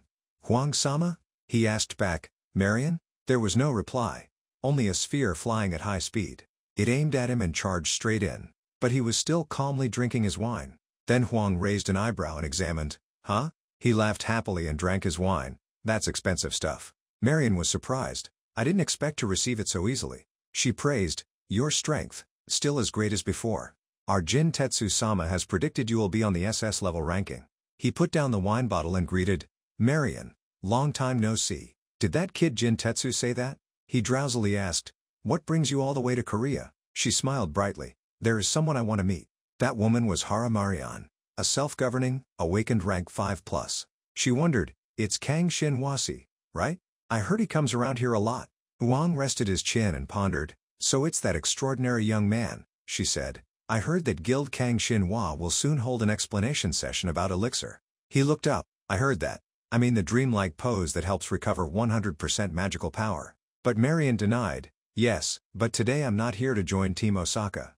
I came because of other people's rumors." He glanced and smiled. "If not that, then probably the WSA side." She praised, "Ah, you're so smart." He picked up the wine and drank. "The KSA won't consider it good." Marion covered her mouth and laughed. "Originally, there are no limits to recruiting talent. After all, isn't it a real bullet war? If you don't have money, you don't have the qualifications to have talent." At this time, there was a noise outside that attracted their attention. Huang spoke up, asking, "Customers? It's rare for customers to come to see at this time." "Kang Xinhua, huh?" Marion looked at him in surprise as he walked in. "This person is Kang Xinhua." She couldn't hide her excitement. "Oh my god. I've met the super rookie who is becoming a topic of discussion in a place like this." As soon as she finished speaking, the atmosphere fell silent. Xinhua opened his mouth, pointed his finger, or Hara Marion. She was also surprised. "Does everyone know my name?" He smiled awkwardly. "Ah, it's impossible not to know." He laughed, remembering seeing Marion before, making her confused, "Because you are a Nine-Road comrade from the past." He wondered, "But how many years has it been since you met Marion?" Then he tried to smile and replied perfunctorily, "Ah, accidentally, because I care about compatriots abroad." She laughed. "Oh my god." Too embarrassed, he had to change the subject.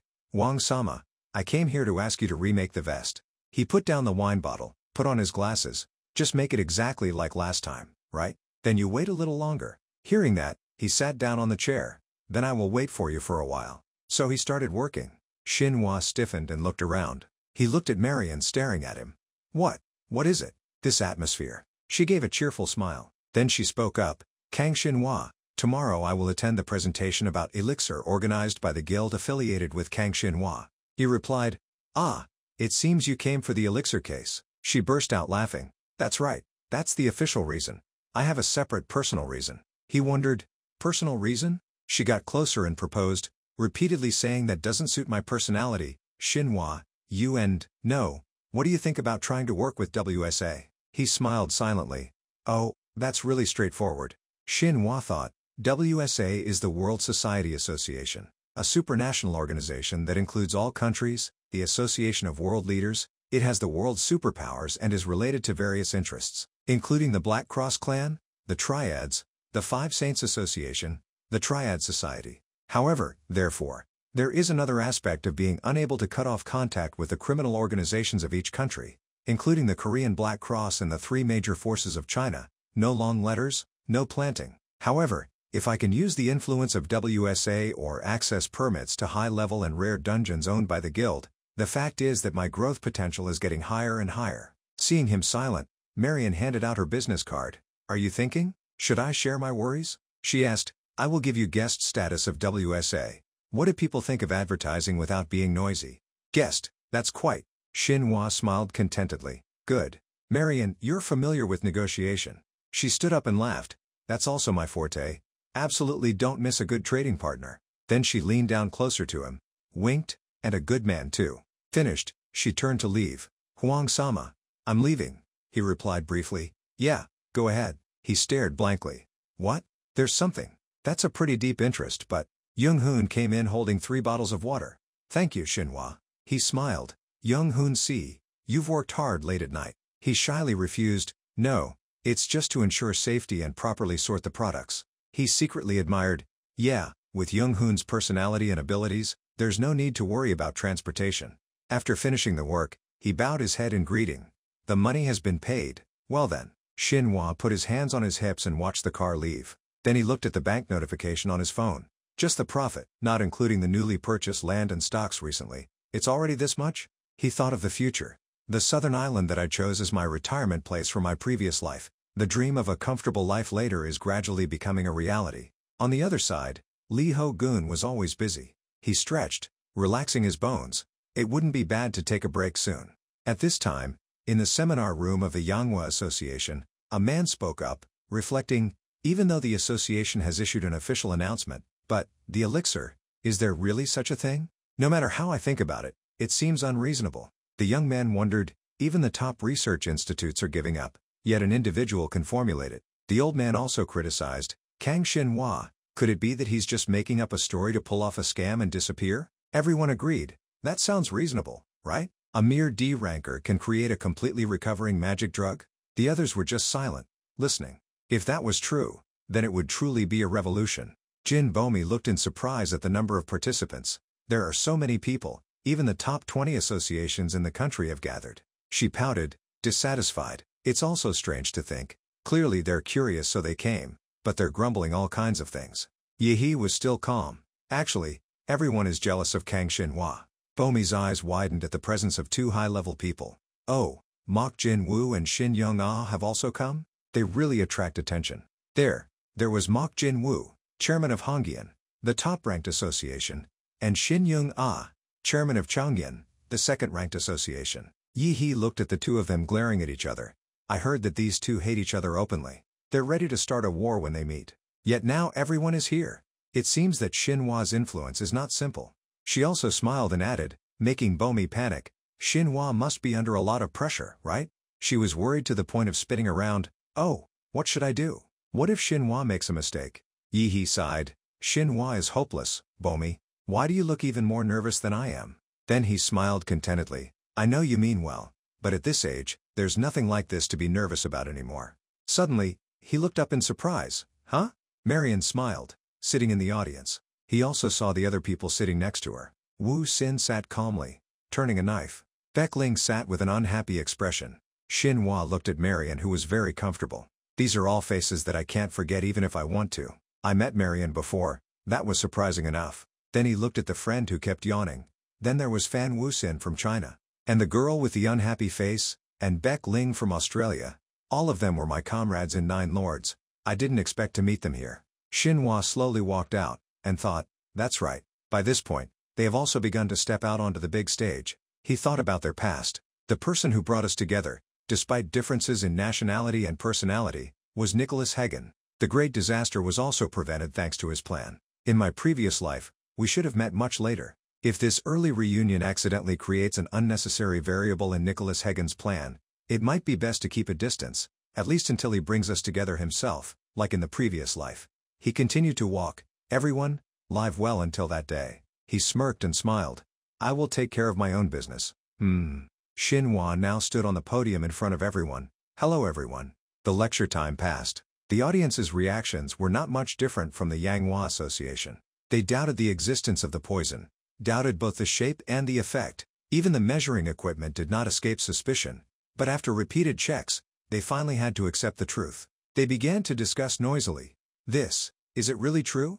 A young man even shouted, hey, what's the starting price anyway? What level is reasonable? The girl argued back, wait a minute, I heard there's only one bottle per day. Can we even afford it? The murmurs continued to echo. Even high-level magic poisons are rare and hard to find, but this is a completely recovering poison. At all costs, we must have at least one bottle. It can be used for research, it can be used as a contingency plan, just get it back. The budget is not a problem. I will remove the limit. We must get a bottle.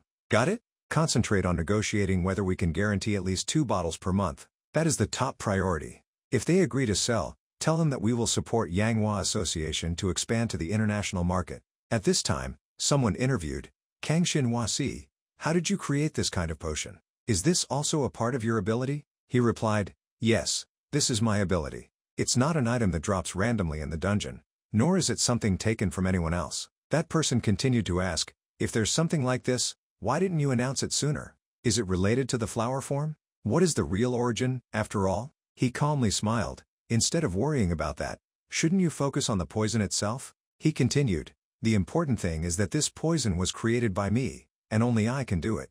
At this time, Marion's phone received a message. She opened it and saw, a confidential letter from WSA? The mailbox sounded. A VIP is particularly interested in Kang Xinhua, a person belonging to the Koda group in the Asian region. A special report on the enhanced poison sent at dawn has been approved. Please purchase everything. She was a little surprised. That person almost never shows up.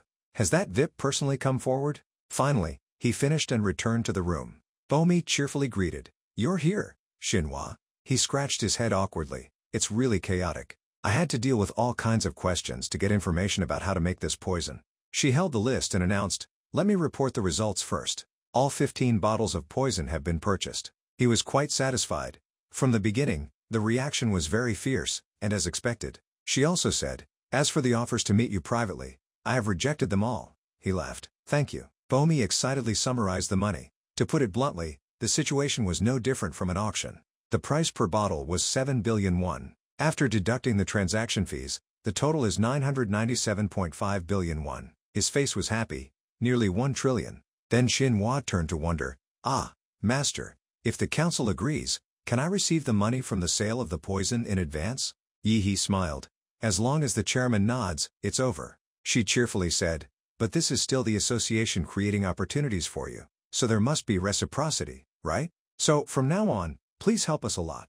After hearing that, he said goodbye to them. Yes, then I'll take my leave first. He then gained momentum and launched, whoosh, flying straight into the sky. Everyone looked up in surprise. Wow, it really translates that way? Yi said, through today's events, I've realized one thing. Bomi silently looked up. She sighed. That person named Xinhua is truly a cunning fox. He's only 25 years old, but it's like there's a veteran old man living inside. She couldn't help but laugh loudly. Yi had a headache again. Kang Xinhua has signed a contract worth tens of billions of won with our association, but it expires at the end of February. Other associations have definitely started targeting him. At this time, in another place, there was a call that made the phone constantly vibrate. Marion spoke on the other end of the line. Xinhua, are you free? We talked about the enhancing poison the other day. I want to continue to discuss that. He listened to her in confusion. Can you come to my place? The address is. A moment later, Xinhua arrived, rang the doorbell and heard a voice. Just come in. The door is not locked. He went in, looking around. The house is quite fancy, huh? He walked in, praising, as expected of the WSA level. But the scene before his eyes at this time was Marion just finished bathing with only a towel wrapped around her body. Xinhua was so embarrassed that his face turned red. He complained, "Hey, at least put something on." Marion stood there, squinting her eyes to observe. She took the opportunity to tease, I didn't expect you to have a cute side too. You were so calm at the seminar. Huh? KHU, this kind of thing. I'm not good at dealing with it." He stood still in embarrassment. All right, where's what I need?" She turned to put on a robe. "The stimulant, as I said." Xinhua replied clearly, "It can upgrade the ranking by at least one level, without any side effects." She reached out to take out the vial of medicine. "Honestly, at first I thought you were joking, but after witnessing the elixir firsthand." She looked at the blue liquid in the vial. "Today, it's hard not to believe." He handed out another purple vial. "Even so, you probably still want to verify it directly, right?" She agreed. "Of course. If it's true." Then Marion took the vial of medicine and drank it dry. Her eyes immediately turned red. "This is..." She excitedly felt the change in herself, so stimulating. Marion smiled smugly. "The actual ranking has increased. In terms of combat power, it has truly doubled." Another foot appeared and stomped on the ground. A doll wearing iron armor connected to a control wire was formed. And those wires connected to Marion's hand. She pulled the wire controlling the robot. "Kang Xinhua, can you spar with me once?" Xinhua braced himself, his entire body radiating a blue aura. He smirked, challenging his opponent. "If you're going to do it, then do it all the way." Marion excitedly summoned her weapon. The two of them charged into battle without a word. When Marion's drill attacked Xinhua, he easily blocked it with his hand. Marion was a little surprised by this action. She thought to herself, "You only use a little defense and can dodge it? I thought you only specialized in strength." Thinking that, Marion continued to use the control wire in all directions. Without hesitation, Xinhua used the power in his hand, slashing sideways at Marion's guard. The feet of the doll touched the ground. It flew quickly from Marion to Xinhua and slashed at his hand, but Xinhua managed to enlarge his hand in time to block it. Next were a series of continuous shots attacking him. Marion, while controlling the bungee cord, thought, according to the confirmed information, there was a battle at Sinchen Station, and the K-1004 dungeon attack strategy. When investigating, I saw that something was not normal, but this is even more so. Clean movement, not a single extra movement. This is not a level that can be reached in a short period of time. Marion made a comment about Xinhua's skills after observing his attacks. She wondered, his combat experience is also not simple, huh? Xinhua's giant hand slashed off the head of the doll. After performing the attack, Xinhua cheerfully asked, "Marion, what else are you thinking, right?" He arrogantly waved his hand, calling Marion, "If you don't get serious, you will really lose." Because of Xinhua's actions and words, Marion was provoked to madness, huh? She then used magic to gather the aura into her hands. Marion's doll had become larger. "I guess I've been a little too gentle, right?" Immediately afterwards, continuous attacks came at Xinhua. The doll rushed over. It kicked Xinhua hard in the stomach. Xinhua's stomach was pierced with a hole by that attack. He could still smile in this situation, admiring in his heart, "Marion is truly powerful even in this moment, but even in my previous life, I fought countless times with opponents who practiced. I'm already familiar with these moves." Xinhua smiled and dodged the attacks aimed at him. He leaned down, dodging the doll's kick. A sound rang out. The doll continued to launch the next kick, but Xinhua had moved elsewhere in an instant. He flew past the doll and rushed towards Marion at a very fast speed. When Xinhua wasn't paying attention, the doll's drill had approached him. Before that arm could even touch Xinhua, it could no longer function. Marion was trying to hold Xinhua's fist. When the virtual arm disappeared, Xinhua realized that the real body had been emptied. He thought, "Because I've experienced it countless times, I'm familiar with how to break it." Marion sighed, retracting the wire in her hand, asking him, "Have you been aiming at me? I also thought I had to overcome this weakness myself." She looked at the doll in disappointment, saying, "It's become a pile of rags." Xinhua also paid attention to this doll. He wondered, "Is the doll I had to face today grade A?" The space was silent, only the sound of the ventilation fan. Marion's voice rang out. "Actually, today's match was also an opportunity to check whether Xinhua is qualified to meet VIP." Marion winked and said to Xinhua. Hearing this, Xinhua was very surprised. VIP? He was suspicious of this person's identity. If it's a VIP, then the leader of WSA is an individual whose face has not been made public. WSA, a large association in America, Eliezer Group. In fact, it's not an association that violates the law. Although I don't know the specific reason, I have a feeling that both organizations are quite passive in preparing for a great disaster. He only speculated that they had some kind of conspiracy. His eyes showed a bit of suspicion. Anyway, even if it's a VIP with an extremely closed-off personality, they're just customers right now. If they're customers with money, fame, and strength, then I have no reason not to welcome them. Marion clapped her hands and said, "All right, well then, now let's start a serious negotiation about selling the stimulant." She asked him again, what did Xinhua say a moment ago? That he would give WSA priority in buying. Then, of course, before Marion could finish speaking, she was interrupted by Xinhua. "I have a condition."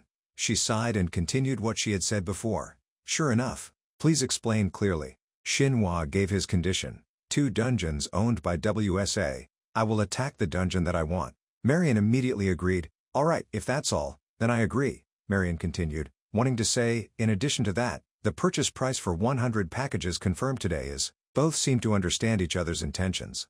The purple vials were neatly arranged in a row, each costing 5 billion won. Not a bad deal. I didn't expect making money to be so easy. The lights in the room were turned on.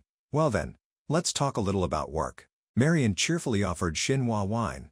"How about having a private drink now? It's only 3 in the morning. It's a long time until morning." Xinhua didn't say anything, only gave an awkward smile. He politely refused her. "Maybe next time, next time. A soju in the future on the roadside bar.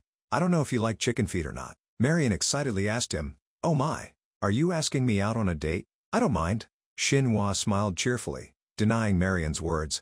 "Just drinking alcohol. Stop thinking so much. I don't like whiskey. If it's soju, then I can consider it." Marion couldn't say anything more at this straightforward refusal from Xinhua. Before leaving, Xinhua reiterated the matter of participating with Marion.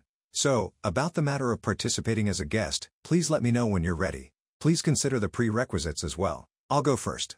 Marion clicked her tongue, replying, "TSK, all right." She gave him a forced smile and said, "Xinhua, you're more discreet than I thought." Kravia Island is the general name for 4 islands in the South Pacific: Cronus, Linia, Vistesia, and Ashtors. Each island has a unique ecosystem, beautiful scenery, fully recreating the image of a tropical paradise. We invite you to this beautiful island. Come and enjoy a paradise filled with happiness. Kang Xinhua rank F. He was still sitting in front of the TV watching the news about the islands. Xinhua thought, perhaps because I struggled throughout my time in F rank, I have always craved a comfortable life in a peaceful land like this. Xinhua's face clearly revealed his fascination with this island. He remembered what he had experienced. "In my previous life, I was criticized by my teammates as being stingy, constantly accumulating every penny in a miserable way, all because I wanted to turn this entire island into my own. In my previous life, I had to be almost 60 years old to be able to do that. But in this life." At the airport, an announcement rang out. "Thank you for choosing our international flight. This is flight number 706, going to Jeju Island. So, today is." The aircraft engine made noticeable sounds. Xinhua sat on the plane, feeling very excited. That's the advanced preparation. There's still some time before the important attack date, so a short vacation will definitely not be bad. Xinhua had planned it in advance. He excitedly said, "Let's rest and relax a bit." In a good mood, he hummed the melody of a song. There was a voice next to Xinhua. "Restless." The other person's legs and arms were constantly trembling. Xinhua was curious to see who it was. He looked to the side and was surprised when that person was Yoon Buell. Her expression was no different from Xinhua's. Xinhua pushed up his glasses and asked Yoon Buell, "Why are you here, Buell?" Yoon Buell looked confused. "Huh?" Looking at Yoon Buell's expression, Xinhua asked curiously, "What's wrong? Your complexion doesn't look good." Yoon Buell forced a smile and replied, "Ah, I'm fine. It's a coincidence to meet here." "Well that." She glanced elsewhere and continued, "Busy with work." Seeing that her complexion wasn't good, Xinhua didn't continue to speak, only thinking, is it so serious that we can't even chat? He wondered. Yoon Buell of the KSA came to Jeju Island with a serious face. What's happening on Jeju Island? Even looking back at the memories of his previous life, nothing special happened at this time. The plane sounded an announcement. "Dear passengers, the flight is preparing to take off. Please check your seatbelts again." Yoon Buell looked at the walkie-talkie in her hand and exclaimed in surprise. She quickly tried to press the button next to the walkie-talkie. "This is a dungeon sensor. This is to check the energy index of the core." Xinhua quietly observed her. "Is it an outbreak?" He put his chin on his hand, trying to speculate. Could it be that the magical energy of the dungeon is erupting? He once again questioned Yoon Buell's appearance. Looking at it now, Yoon Buell is wearing sunscreen clothing. Is there some kind of emergency situation to prepare for a battle? But then he brushed those thoughts away. What am I doing? Why am I interfering in other people's business? Not interfering is also a good thing. Shinhwa sighed, thinking, let's enjoy the vacation comfortably first. With that thought, Shinhwa closed his eyes and went to sleep. Yoon Buell next to him turned to look at him. At this time, Shinhwa was standing in the middle of the rain with a bored face. What is this? He called a taxi. The weather is really erratic, Shinhwa scolded. Arriving in front of the luxurious hotel, Shinhwa stopped here. Ah, here it is, driver. Arriving at the place, he immediately jumped into the pool and exclaimed, refreshing. Shinhwa spurted water from his mouth like a whale. Then he poured himself another glass of wine. With weather like this, what does it matter? This is paradise. Shinhwa enjoyed the wine in a relaxed manner. I didn't think the Yanghua Association would prepare so carefully. I thought I came here just to play. But then Shinhwa's expression became forced. In my previous life, I only collected items but couldn't use them. In this life, I will use them 2-3 times as much. Footsteps ran across the ground, causing dirt to fly up. Yoon Buell tried to run as fast as she could, muttering, please, I can't believe it. She ran while being preoccupied with thinking. The current situation is Stage 1 of the outbreak. In reality, being announced as an outbreak is already Stage 4. There's a little free time. Yoon Buell gritted her teeth, trying to run. Outbreak is the phenomenon of spatial energy suddenly erupting and monsters pouring out. A new dungeon can be created and it can't be predicted in advance, so it can lead to many casualties. She currently had a myriad of worries. If a spatial gate suddenly appears in the city, it will really be. Yoon Buell's shoes touched the ground, creating a sound. In an instant, Buell accelerated, running faster. I can't delay. One reason she was dispatched, in a situation where she needed to investigate deep inside, there was a boss monster, because there weren't any awakened people who specialized in quick searching and concealment like Yoon Buell. The scene changed elsewhere. A group of people were all surprised, exclaiming, what? I've measured it so many times, it's not a device error. A young man looked at the walkie-talkie and said, 4 times. He was so surprised that he couldn't believe it, exceeding both stages in an instant and almost to the outbreak part. He connected to Buell's earpiece and called her, Captain Yoon Buell. That. Yoon Buell immediately said to him, if all the monsters spill out like this, we're doomed.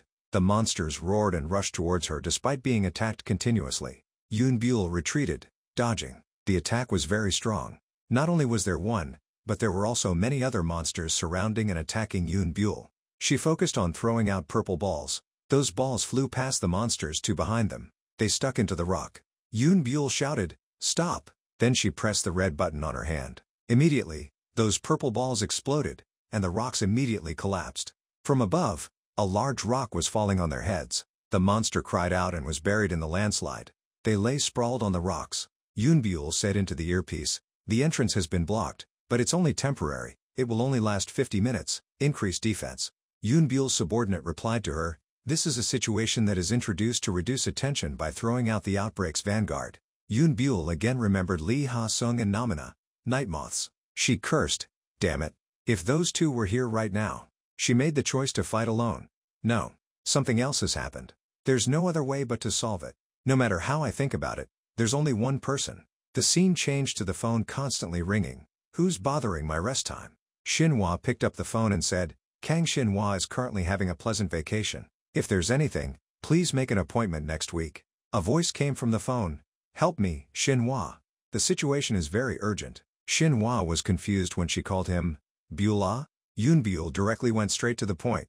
Dungeon, it's about to be an outbreak, Phase 4. I've blocked the inside, but within 30 minutes, a lot of monsters will appear. He sighed inwardly and asked her, where's the location? A car came over. Shinhwa jumped out of the car and walked. The road was difficult to travel, so he had to get out and walk now. He ran while thinking, if so, there was also a dungeon accident at this time in my previous life, right? I hid this from the press, what a wonderful person. But this seemed to also be an opportunity. Shinhwa remembered a yellow flower, acceleration flower. According to the dungeon information that Yoon Buell had received earlier, the dungeon itself was hidden, so it couldn't be found in his previous life. His feet touched the ground. Yoon Buell saw him and politely greeted, hello, Shinhwa. Shinhwa also told her about what happened earlier. Information about dungeon monsters has been summarized to some extent by what I heard earlier when I was talking on the phone. Everything has to be tried to work. Are we two okay?